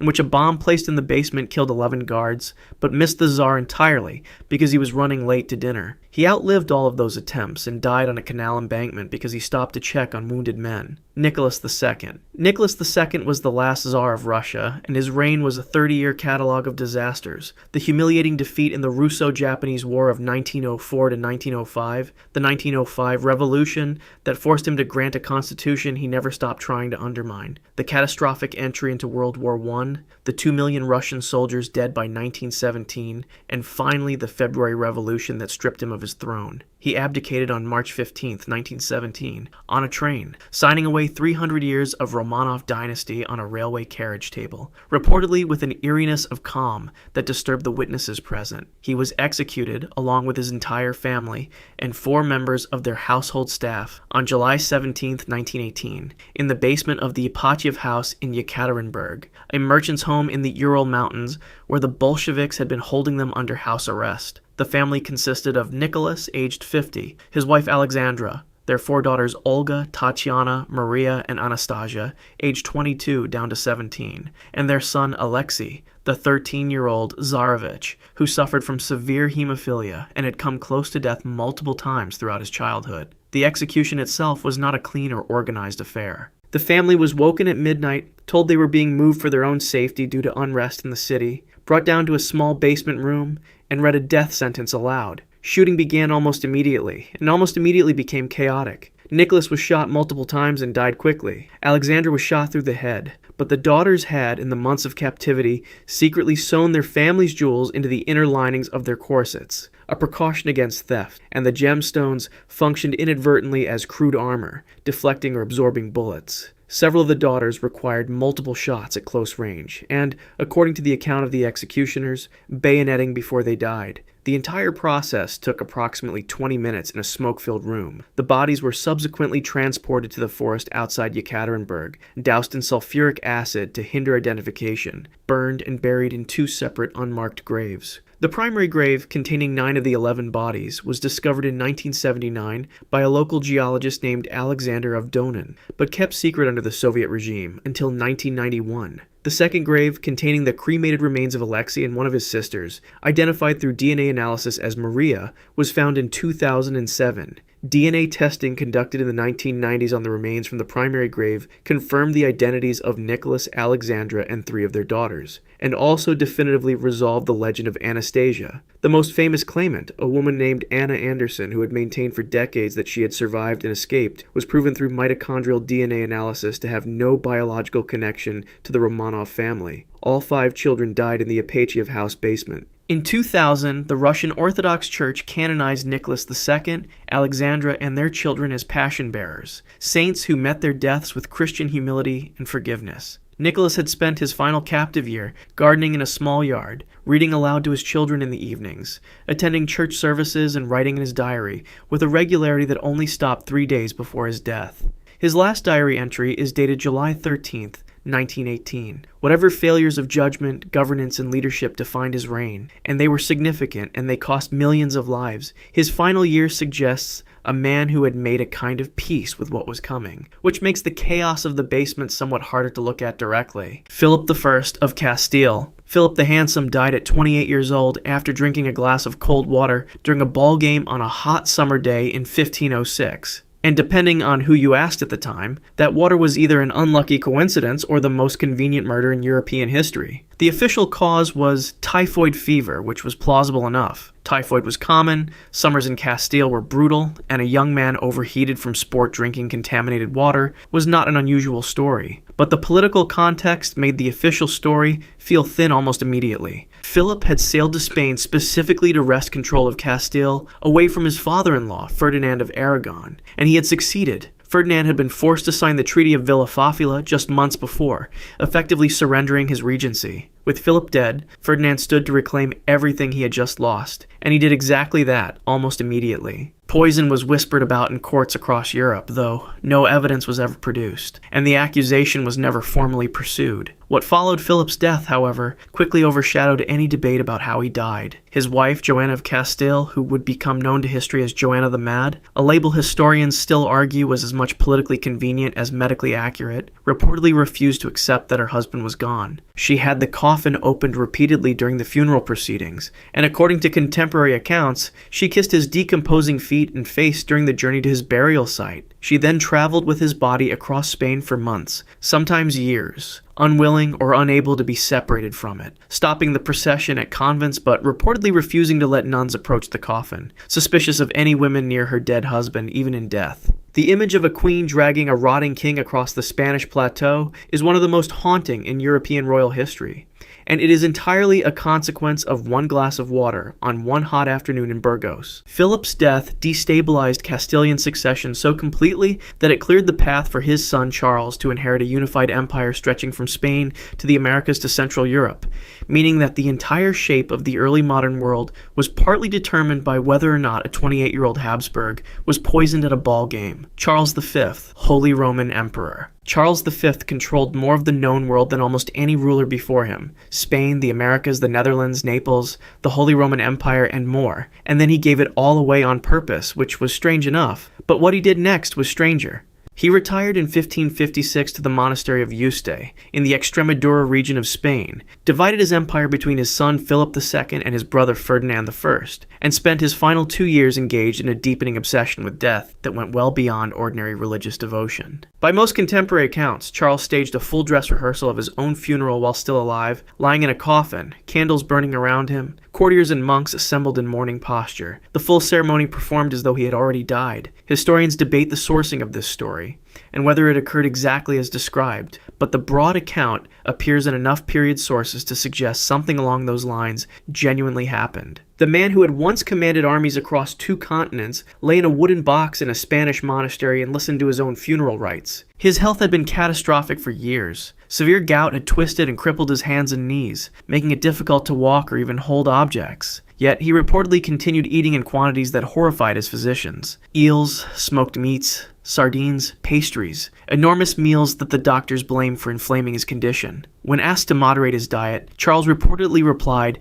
that God would not deny him this one small comfort, and he kept eating. He died on September 21st, 1558, at age 58 of malaria, contracted not from a battlefield or a foreign campaign, but from the marshy ground near the monastery he had chosen for his peaceful retirement. A man who had survived 30 years of war, the Protestant Reformation, repeated conflicts with France and the Ottoman Empire, and the political complexity of ruling half the world, was killed by a mosquito in a garden. The funeral rehearsal, if it happened as reported, turns out to have been good practice. He performed the real thing just months later in the same building, surrounded by the same candles. Emperor Ferdinand III. Ferdinand III became Holy Roman Emperor in 1637, which meant he inherited the 30 Years' War, one of the most devastating conflicts Europe had ever seen, a religious and political catastrophe that killed an estimated 8 million people through battle, famine, and plague, and left vast stretches of Central Europe depopulated and destroyed. Ferdinand personally negotiated the Peace of Westphalia in 1648, the treaty that finally ended the war, but the terms required him to surrender imperial authority over the German princes on a scale that permanently weakened the Habsburg grip on the Holy Roman Empire. It was the kind of peace that felt more like a slow defeat. Then the personal losses began arriving in waves. His first wife, Maria Anna of Spain, died in 1646, 2 years before the peace he had worked toward. His second wife, Maria Leopoldina of Austria-Tyrol, died in 1649, just a year after their marriage. His son and designated heir, Ferdinand IV, King of the Romans, died of smallpox in 1654 at age 21. The young man who was supposed to carry everything forward, gone. A daughter died within the same period. Ferdinand III lost 2 wives, his heir,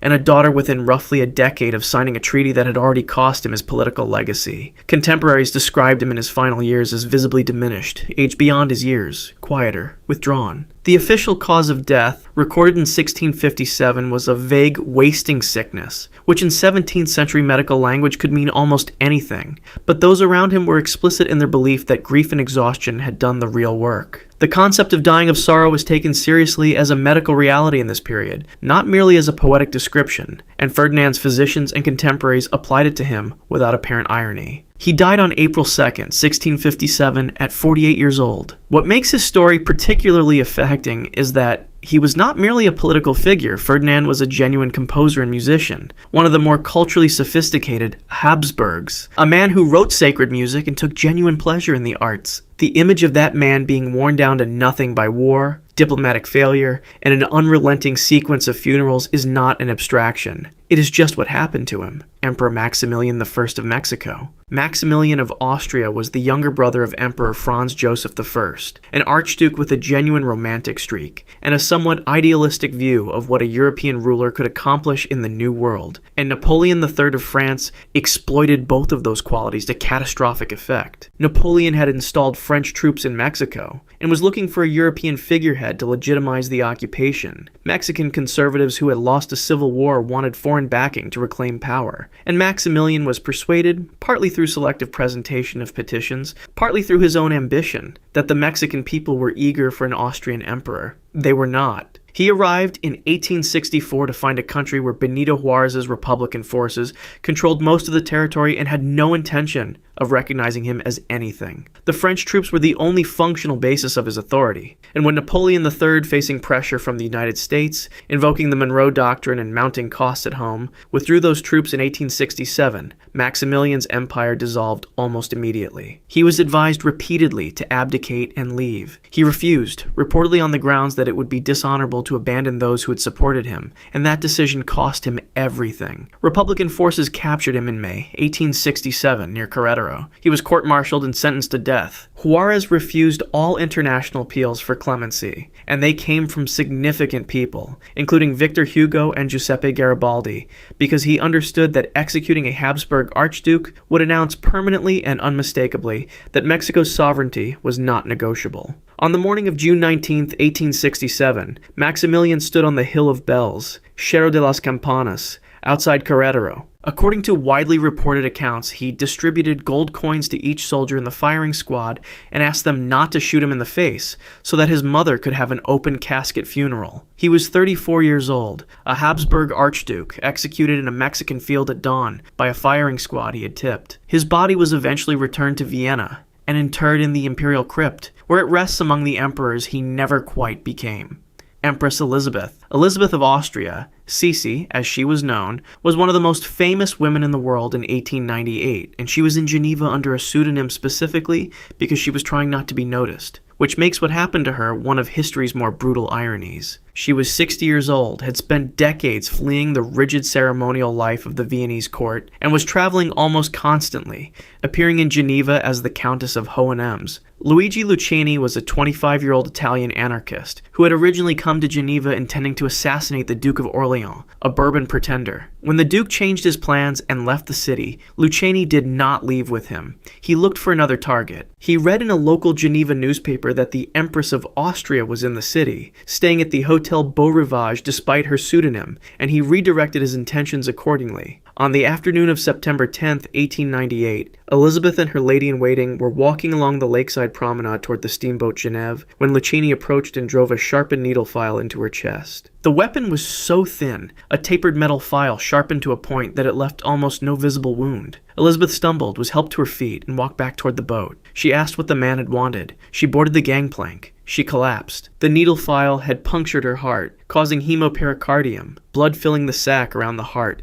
compressing it until it could no longer beat. And the wound was so precise and so narrow that her corset had initially held the bleeding in check, masking the severity of what had been done. She died within the hour. Lucchini was arrested within minutes of the attack and expressed no remorse at trial, stating he had wanted to kill a member of the ruling class to demonstrate that no aristocrat was safe. He died in a Geneva prison in 1910, officially by suicide. Elizabeth had been stabbed with a file by a man who originally wanted to kill someone else, on a lakeside in a city she was only passing through. Charles II of Spain.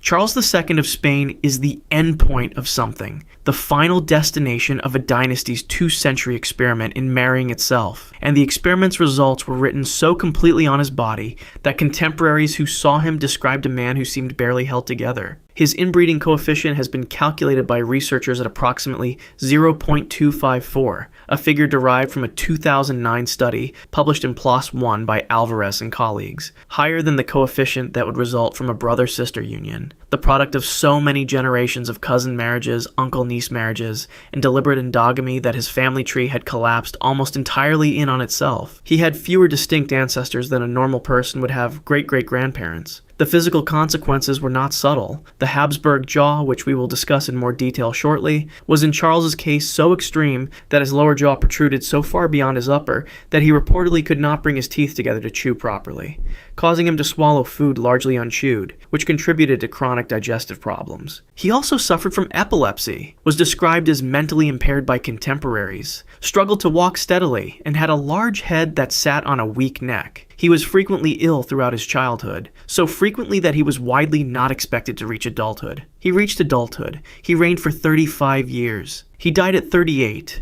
In November 1700, after 2 marriages that produced no children, and a physical deterioration that accelerated through his 30s. Contemporary autopsy accounts, if taken at face value, describe a body in a state that seems almost impossible. The heart reportedly the size of a peppercorn, the blood described as black, the lungs corroded, the intestines putrefied, the skull filled with water. Historians note that these accounts may be exaggerated, politically shaped to emphasize the hopelessness of his condition, or filtered through period medical frameworks that didn't map cleanly onto modern pathology. They should be treated with caution rather than as precise clinical findings. But even discounting the most extreme details, the picture is of a man whose body had simply been too compromised from birth to function. He had no agency in any of this. Every marriage that contributed to his condition was decided before he existed. Every generation of inbreeding a political calculation made by people who would never live to see its final cost. His death without an heir triggered the War of the Spanish Succession, which ran from 1701 to 1714, reshaped the map of Europe, and ended with a Bourbon sitting on the Spanish throne instead of a Habsburg. The dynasty's refusal to marry outside itself had, across 2 centuries, produced a man who could not chew,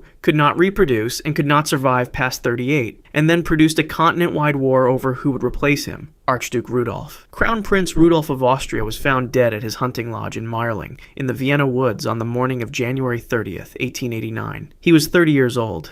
Beside him was Baroness Mary Wetzera, 17 years old, with whom he had been conducting an affair. The official conclusion reached by the Habsburg court was murder-suicide. Rudolph had shot Mary and then turned the gun on himself. The evidence available supported this, and it has remained the dominant historical interpretation. What the Habsburg court did next, however, was so aggressive in its management of the scandal that it generated the conspiracy theories that have surrounded Marling ever since. Mary Wetzera's body was smuggled out of the lodge dressed upright, propped between two of her uncles in a carriage to make her appear alive to anyone who might observe the vehicle leaving. She was buried quietly, without ceremony, without a death notice, and her very presence at Mayerling was officially denied for years. The death certificates were altered. Rudolph was given a Catholic funeral, which required the church to accept that he had not been in a state of sound mind, since suicide would otherwise preclude Catholic burial, and the court narrative was curated with exceptional care. Rudolph had been in deteriorating condition for some time before his death. He reportedly struggled with morphine dependence,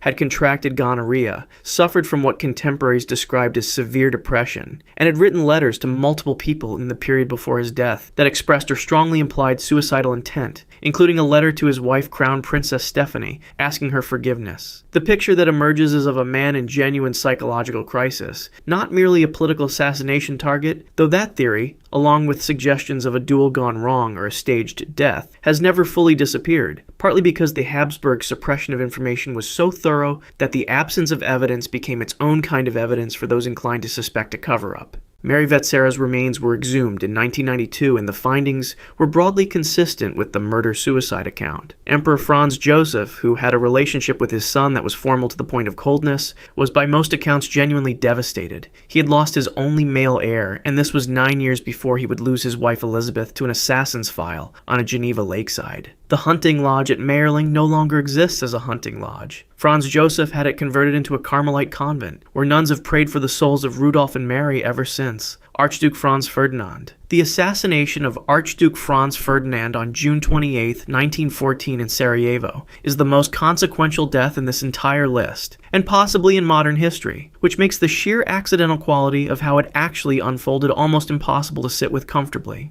7 conspirators from the Black Hand Nationalist organization were positioned along the Archduke's motorcade route through Sarajevo that morning, and they had already failed once before. Gavrilo Princip fired the shots that ended the Austro-Hungarian succession and ignited the First World War. The first attempt came when conspirator Nedeljko Čabrinović threw a grenade at Franz Ferdinand's open-top car. It bounced off the folded-back roof, fell under the following vehicle, and exploded, injuring several people in that car and some bystanders. Franz Ferdinand's driver accelerated. The motorcade sped through the remaining conspirators before they could act, and the mission appeared to have failed. Franz Ferdinand continued to his official reception at the town hall, reportedly furious about the bombing. He then insisted on changing his route to visit the injured from the attack in hospital, an act of concern for his staff that required an unplanned detour. His motorcade took a wrong turn onto Franz Josef Street, one of the conspirators' original positions, and the lead driver was corrected and stopped the car to reverse, stopping it directly in front of Schiller's Delicatessen. Gavrilo Princip was standing there. He had abandoned the mission after the failed bomb attack and had stopped at the deli. When the Archduke's car stopped 5 feet away from him, Princip drew his pistol and fired twice. The first shot struck Franz Ferdinand in the jugular vein. The second shot struck his wife Sophie, Duchess of Hohenberg, in the abdomen. She had leaned across him when she saw he was hit, and the bullet found her instead. Sophie died first, in the car on the way to seek medical help. Franz Ferdinand died shortly after. He was reportedly conscious for some minutes after being shot, and witnesses reported him repeating Sophie's name. Both were dead before noon. What followed is familiar in its broad outline and still staggering in its scale. Austria-Hungary blamed Serbia, issued an ultimatum designed to be rejected, declared war, and the alliance systems of Europe, constructed over decades precisely to prevent great power conflict through the logic of mutual deterrence, activated in sequence and dragged Russia, Germany, France, Britain, and eventually much of the world into a conflict that killed somewhere between 17 and 20 million people. The wrong turn, the stopped car, the man at the deli, a different driver, a different route, a different lunch stop, and the 20th century is unrecognizable. Anne Boleyn. Anne Boleyn is one of those figures history has never quite been able to agree on, and the disagreement started before she was even dead. She rose from a court lady to Queen of England through a combination of sharp intelligence, political nerve, and a refusal to become Henry VIII's mistress without the crown attached. Depending on who you asked in 1533, she was either a brilliant woman who had outmaneuvered an entire royal court, or a scheming temptress who had broken a sacred marriage and dragged England out of the Catholic Church to satisfy her ambition. Her enemies, and there were many, went further than that. Catholic Europe called her a witch. Rumors spread that she had a 6th finger on one hand and a 3rd nipple somewhere on her body, physical marks that were supposed to prove diabolical influence. Historians today treat those claims as exactly what they were: propaganda generated by people who needed a reason to hate her that sounded supernatural. The reality was more straightforward and, in some ways, more brutal. She had made powerful enemies, and by 1536, one of them had the king's ear. Thomas Cromwell, Henry's chief minister, needed Anne gone. Henry had already grown cold toward her. She had produced only one surviving child, a daughter named Elisabeth, and the son Henry desperately wanted had not materialized. Cromwell constructed a case against her with remarkable speed. She was accused of adultery with 5 men, one of whom was her own brother, George Boleyn. The charges were almost certainly fabricated. Modern historians are close to unanimous on that point, but the machinery of Tudor law did not require truth, only accusation, and the trial that followed was a performance rather than a proceeding. The jury that convicted her included her own uncle, Thomas Howard, and her former suitor, Henry Percy. The outcome had been decided before anyone sat down. She was condemned to death, and Henry, in what was framed as an act of mercy, imported a French swordsman rather than using the standard English axe. The sword was faster and cleaner, the thinking went. On the morning of May the 19th, 1536, Anne Boleyn walked to a scaffold erected on Tower Green, within the walls of the Tower of London. She was somewhere between 29 and 35 years old, the exact year of her birth being one of those details history never fully settled. Her final speech was composed, careful, and deliberately ambiguous. She praised the king, which she had to, and she did not declare herself innocent outright, which has fueled debate for nearly 500 years. A single stroke of the French sword ended it.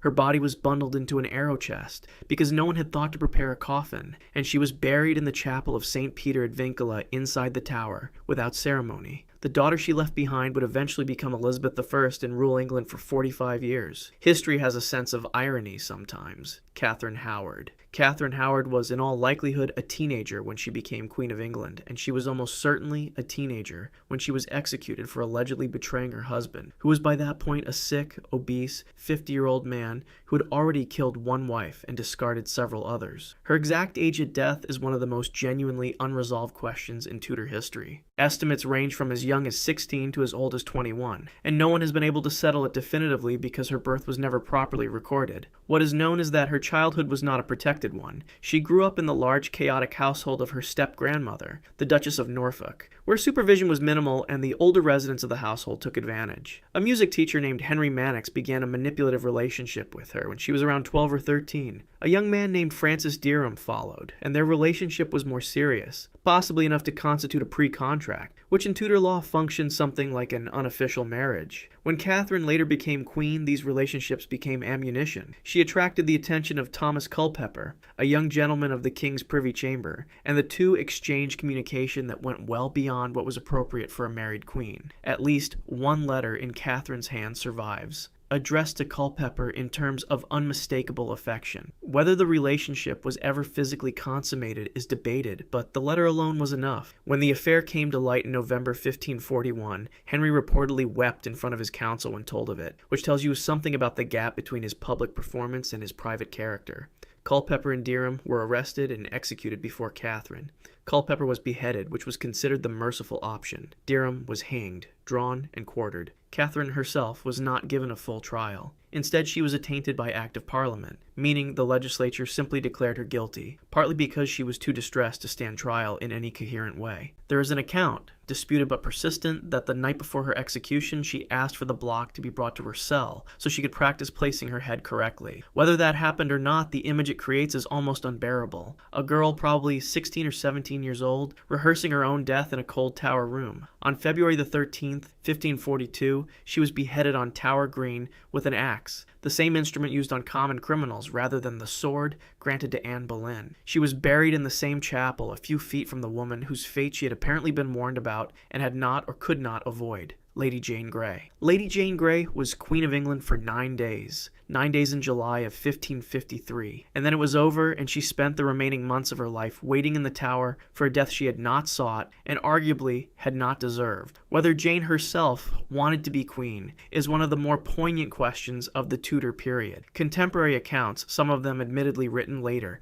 and shaped by Protestant martyrology, suggest she wept when told she was to take the throne, and said plainly that she was not fit for it. yet. What is not disputed is that the plot to put her there was engineered almost entirely by John Dudley, the Duke of Northumberland, who had married Jane to his son Guilford Dudley, and who stood to maintain his grip on power if a Protestant queen replaced the Catholic Mary Tudor, who was the legitimate heir by almost any legal standard. The plan collapsed with spectacular speed. Mary raised her banner in East Anglia, and the support that Northumberland had counted on simply evaporated. Lords switched sides. Crowds cheered for Mary. Northumberland was left with almost nothing. Jane surrendered without a battle being fought on her behalf, and was placed in the Tower on July the 19th. 1553, 9 days after being proclaimed queen. Mary, to her credit initially, seemed genuinely reluctant to execute a teenager who had been used as a political instrument. Jane was tried in November 1553, convicted of treason, and sentenced to death, but the sentence was not carried out. Then the Protestant rebellion led by Thomas Wyatt erupted in early 1554, and Mary's advisors made the calculation that keeping Jane alive was simply too dangerous. The execution was scheduled for February the 12th, 1554. That morning, Jane watched from her window as her husband Guilford Dudley was led to the public scaffold on Tower Hill. She saw him go out. She saw his headless body carted back past her window approximately an hour later. Then she was taken to Tower Green for her own death, a smaller, more private scaffold than the one her husband had used. She gave a composed speech, recited the 51st Psalm, and tied her own blindfold. Then, in a moment that no dramatist would dare invent, she reached out her hands and could not find the block. She said, according to the account preserved in John Fox's Book of Martyrs, something to the effect of, "What shall I do? Where is it?" A bystander stepped forward and guided her hands to the wood. She was beheaded with an axe. She was 16 or 17 years old. Her father, Henry Grey, was executed 10 days later. Her mother, Frances Brandon, remarried within weeks. The contrast is its own kind of verdict on the people who surrounded Jane Grey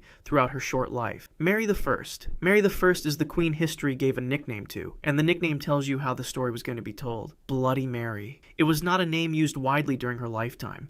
It was the gift of Protestant propagandists and later generations who wanted a shorthand for religious persecution. And the name stuck because the facts underneath it were real enough. Between 1555 and 1558, approximately 283 people were burned at the stake in England for refusing to recant their Protestant faith. Some sources put the number slightly higher, closer to 290. The fires burned at Smithfield and in towns across the country. The most famous victim was Thomas Cranmer, the Archbishop of Canterbury, the man who had granted Henry VIII his annulment from Mary's own mother, Catherine of Aragon, the act that had set in motion Mary's years of humiliation and bastardization. Cranmer had signed a recantation of his Protestant beliefs under pressure, and then, on March the 21st, 1556, at the moment his death should have been eased by that recantation, he thrust his right hand into the flames first, the hand that had signed the document and held it there, saying that unworthy hand should be punished first. It remains one of the most theatrical acts of defiance in English history. To understand Mary, though, you have to understand what she had survived before she ever became queen. Her parents' marriage had been declared void,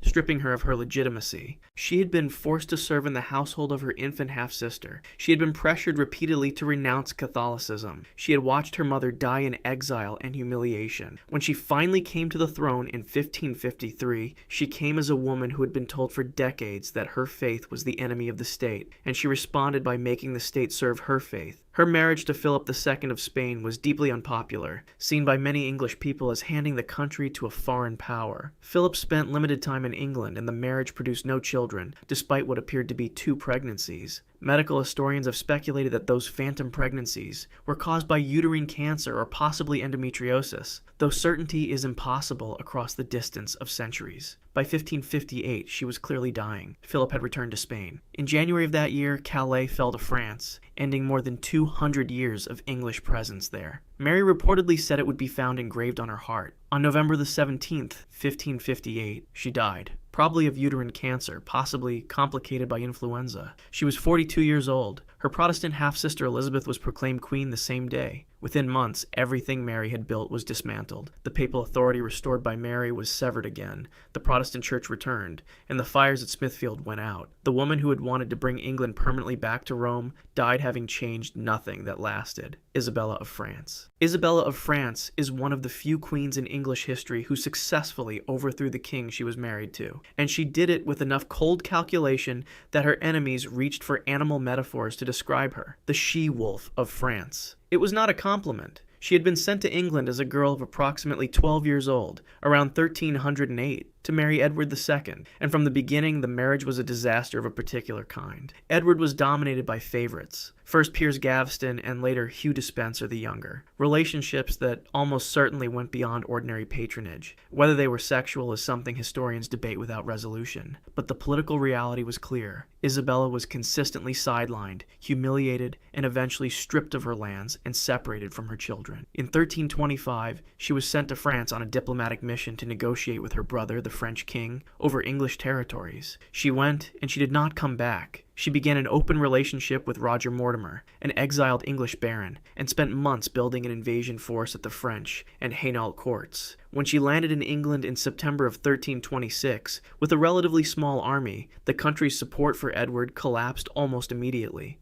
Hugh Despenser the Younger was captured and executed in a manner that was specifically designed to be degrading, castrated, and disemboweled publicly before being beheaded. Edward II was forced to abdicate in favor of his 14-year-old son, who became Edward III, the first forced abdication in English history. Edward II was imprisoned at Berkeley Castle in Gloucestershire. He died there on September the 21st, 1327. The official account was natural causes. The legendary account, which appeared in chronicles written roughly 30 years after the fact, and is considered by most historians to be almost certainly invented, involved a red-hot implement inserted in a manner designed to leave no visible mark on the body. The story has never fully died because it has the quality of invented justice, the king who was rumored to prefer men dying in a way that punished that preference. It is almost certainly not what happened. What happened after Edward's death is documented more firmly. Isabella and Mortimer ruled England as regents for the young Edward III, and they ruled with self-interest conspicuous enough that the king, once he was old enough, acted against them.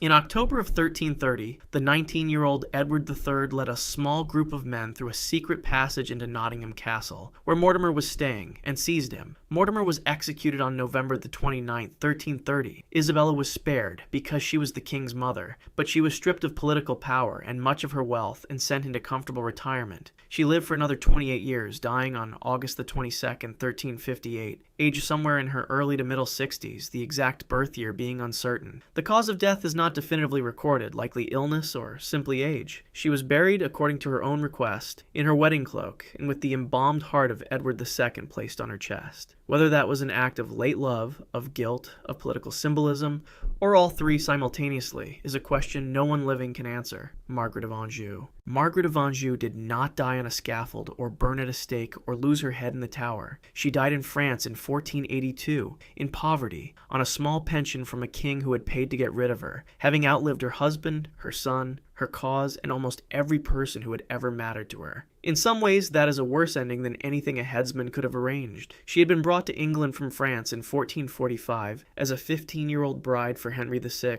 and from the beginning she understood that if England was going to be governed at all, she was going to have to govern it. Henry was a deeply pious, gentle, politically ineffective man who suffered at least one severe mental collapse, falling into a completely unresponsive state for over a year beginning in 1453. During that period, Margaret was pregnant, gave birth to their son Edward of Westminster, and fought off attempts by Richard, Duke of York, to establish himself as the permanent power behind a king who could not function. She was never given a formal regency. The role did not exist for a queen consort in English law. She exercised power anyway, and her enemies never forgave her for it. The Wars of the Roses ground through the following years, with Margaret as the driving force of the Lancastrian side, leading armies, negotiating with foreign powers, keeping the cause alive through defeats that would have ended a less determined person. The Battle of Towton on March the 29th, 1461, was the breaking point. It was fought in a snowstorm in Yorkshire, and is considered one of the bloodiest battles ever fought on English soil. The Lancastrian army was destroyed. Henry VI was captured eventually and sent to the Tower. Margaret fled north to Scotland with her son and then to France, spending years in near destitution at foreign courts, lobbying anyone who would listen for military support, surviving on pride and borrowed money. Her comeback came in 1470 through an alliance with Richard Neville, the Earl of Warwick, the man who had previously been her greatest enemy. The alliance briefly worked. Henry VI was restored to the throne. It lasted roughly 6 months. At the Battle of Tewkesbury on May the 4th, 1471, the Lancastrian army was crushed for the last time. her son Edward of Westminster was killed, either in the fighting or executed immediately afterward by Yorkist forces. Sources differ on the precise manner of his death, but agree on the fact of it. Margaret was captured, reportedly found hiding near the battlefield, and was brought to London, where Edward IV paraded her through the streets in a deliberate act of public humiliation. Henry VI died in the Tower of London on the night of May the 21st, 1471. The official cause was melancholy and grief. The real cause was almost certainly a blade on Edward IV's orders. Margaret remained a prisoner in England until 1475, when the French King Louis XI paid a ransom for her. The price of her freedom was the formal surrender of every claim she held to England, to her French inheritance, to everything. She signed it all away and went back to France with nothing. She lived another 7 years on a pension Louis provided, in conditions described by contemporaries as meager, dying on August the 25th, 1482, at approximately 52 years of age. The cause of her death is not recorded with certainty. She had fought for 30 years to put and keep her husband and son on the throne of England.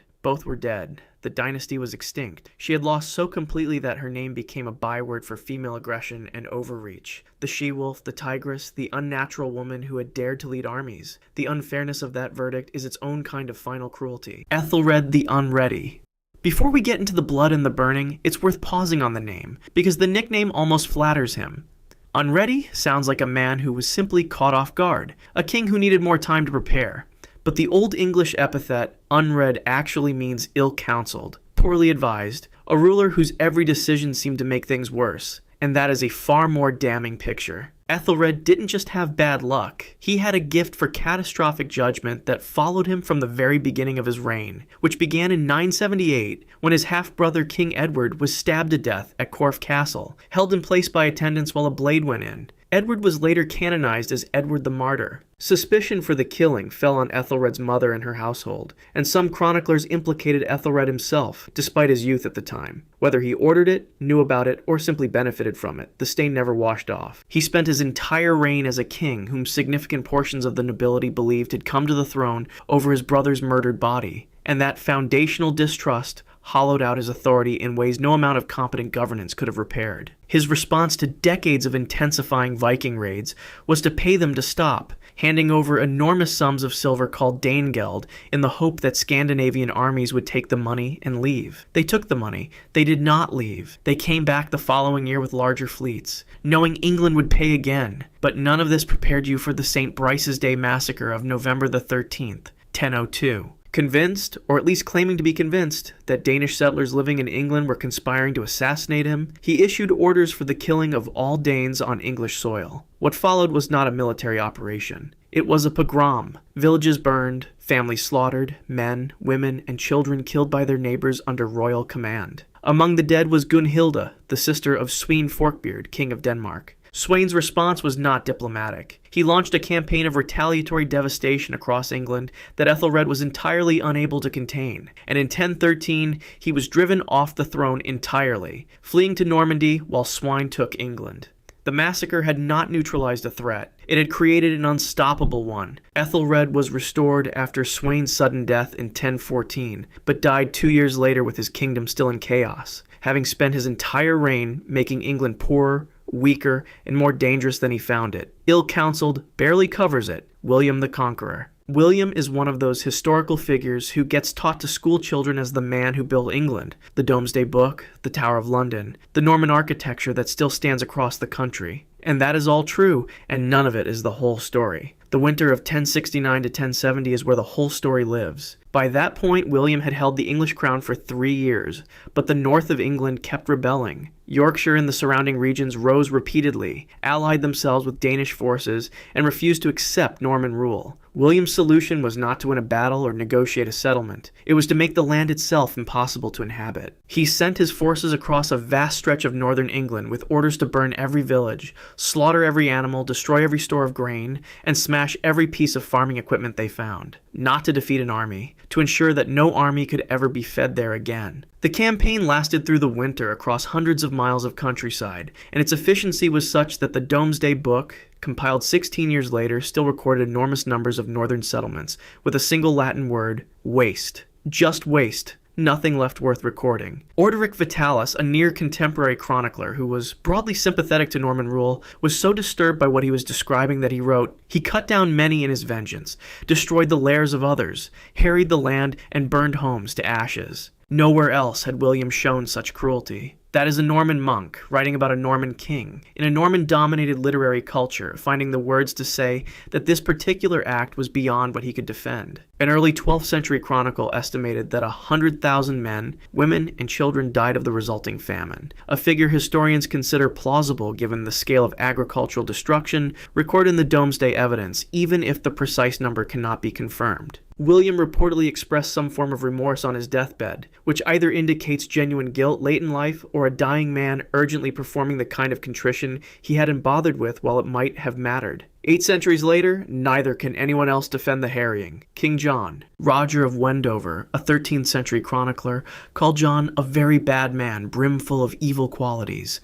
And while medieval chroniclers were not exactly restrained in their assessments, the specifics of John's reign suggest Wendover was not exaggerating by much. John was the youngest son of Henry II, the brother of Richard I, and he began his career by betraying both of them. While Richard was away on the Third Crusade, John colluded with Philip II of France and worked actively to undermine Richard's government, attempting to have Richard's chancellor removed by force while positioning himself to seize the throne. Richard was captured on the way home and held for ransom, and while England bankrupted itself paying 150,000 marks to free him, John did nothing to help and may have done things to hinder. Once John became king in 1199, things got considerably darker. His nephew Arthur of Brittany was a rival claimant who had the support of French nobles and a legitimate argument for the crown. Arthur was captured in 1202, imprisoned, and then disappeared. Contemporary chroniclers strongly suspected John had him murdered. Some claimed John killed him personally in a drunken rage and had the body thrown into the Seine. And while certainty is impossible at this distance, no convincing alternative explanation has ever emerged. Then, there was the fate of Maud de Briouse and her son William, imprisoned after falling from John's favor and left without food or water.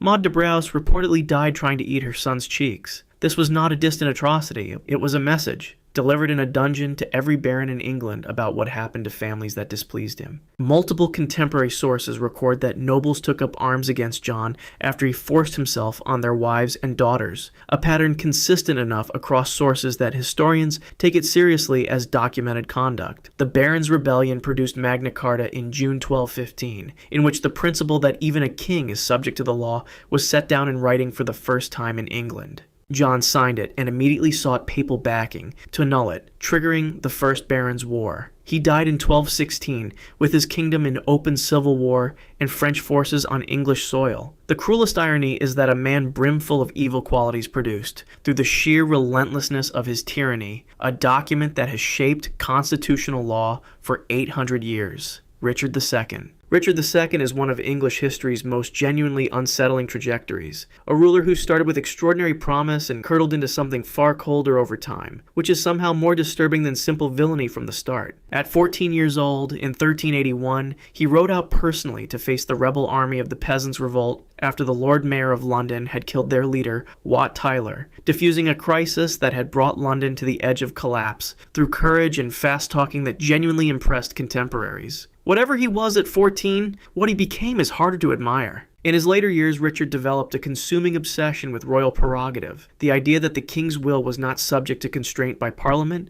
by custom, or by the nobility, and began surrounding himself with Cheshire archers, who functioned less as bodyguards and more as a visible intimidation force within his own court. Courtiers reportedly feared to speak freely in his presence. His revenge against the Lords Appellant, the group of nobles who had challenged his authority during a constitutional crisis in 1388, was methodical in a way that suggests something more than anger. He waited years, allowing them to believe the crisis was behind them, then in 1397 moved suddenly, using a packed parliament to condemn them on charges of treason. Some were executed, some were exiled. His uncle Thomas of Woodstock was arrested and sent to Calais, where he died in custody almost immediately. Almost certainly on Richard's orders, most likely smothered. Richard kept his hands technically clean throughout, which tells you something about the kind of intelligence he was applying. In 1398, he exiled his cousin Henry Bolingbroke, and when Henry's father John of Gaunt died in 1399, Richard simply seized the entire Lancaster inheritance, a vast fortune legally Henry's by right, and converted it to crown property. This was a fundamental violation of the property rights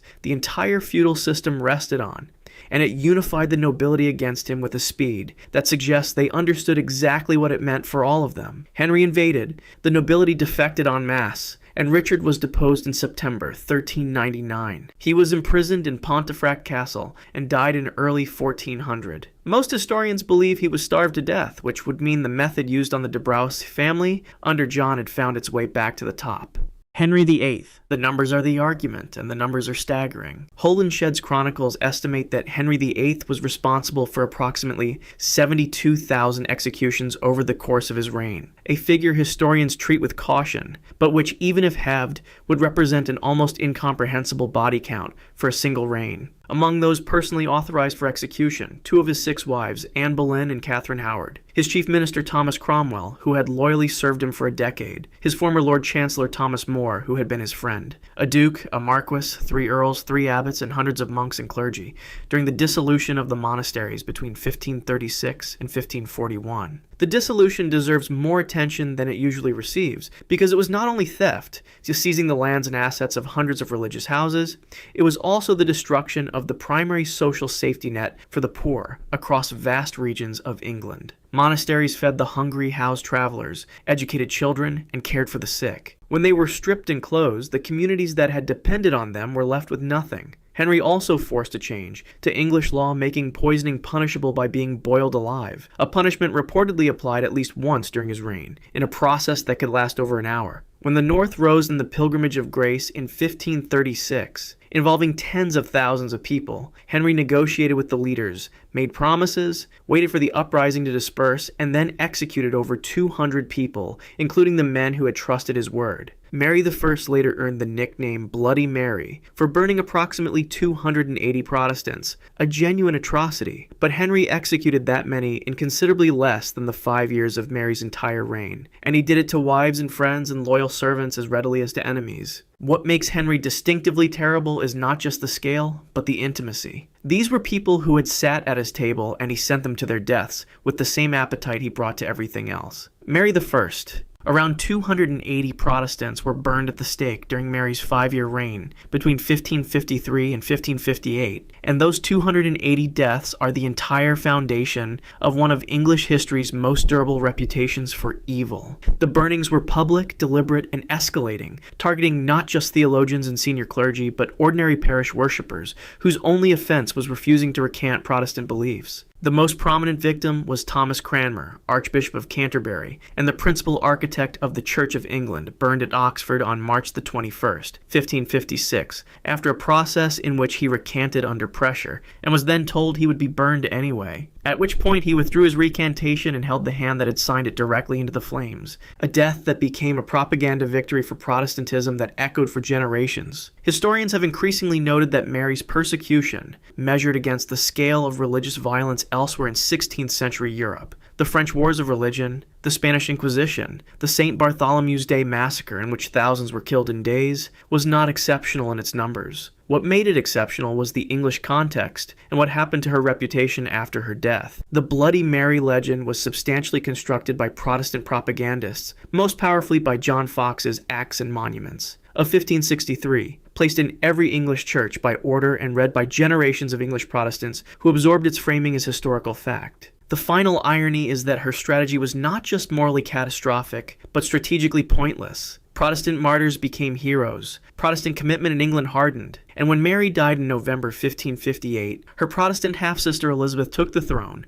and Protestantism was never seriously threatened in England again. The fires strengthened exactly what they were meant to destroy. Mary was a real persecutor who caused real suffering, and she is also a case study in how history's monsters are made, not always by what they did, but by who got to write the story afterwards. James II. James II represents a particular species of cruelty, exercised through institutions at arm's length by a man who appointed the instruments of violence and expressed satisfaction with the results, without ever having to touch anything himself. His reign lasted only 3 years, from 1685 to 1688. The Monmouth Rebellion of 1685 was a Protestant uprising crushed at the Battle of Sedgemoor on July the 6th, the last pitched battle fought on English soil. Monmouth was captured and executed on Tower Hill in one of the most notoriously botched beheadings in English history, requiring multiple strokes and reportedly finishing with a knife. James appointed Lord Chief Justice George Jeffreys to preside over the trials of the rebels, and what Jeffreys delivered was the bloody assizes, proceedings conducted at speed and with contempt for due process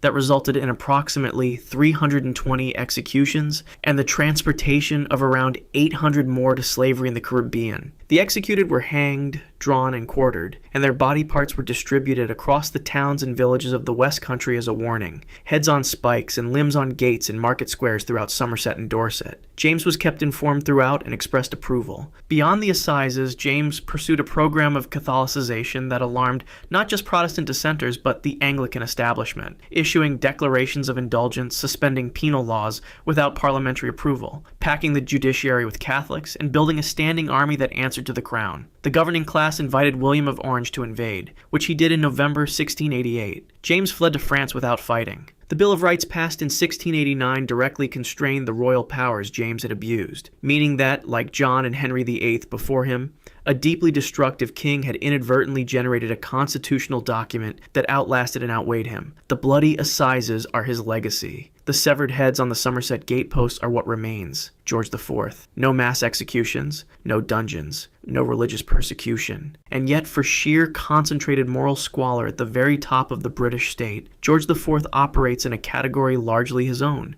The evil of spectacular vanity, cowardice, and pathological selfishness exercised while the country he nominally led was suffering through one of the most difficult periods in its modern history. Charles Greville, one of his own courtiers, wrote in his private diary, "A more contemptible, cowardly, selfish, unfeeling dog does not exist. There have been good and wise kings, but not many of them, and this I believe to be one of the worst." This was not a political enemy. This was a man who worked in the same building and watched him up close for years. His marriage to Caroline of Brunswick was a disaster from the moment they met, which George reportedly marked by asking for a brandy. But rather than separating quietly, he pursued a campaign of public humiliation against her that stretched across decades. He excluded her from his coronation on July the 19th, 1821, having guards turn her away physically at the doors of Westminster Abbey. She died 3 weeks later. He then wept theatrical tears at her funeral, which requires a certain kind of nerve. The same theatrical tears he had wept at his father's funeral, the same father against whom he had spent decades conspiring. While all of this personal theater was playing out, England was living through the brutal aftermath of the Napoleonic Wars. Poverty was widespread,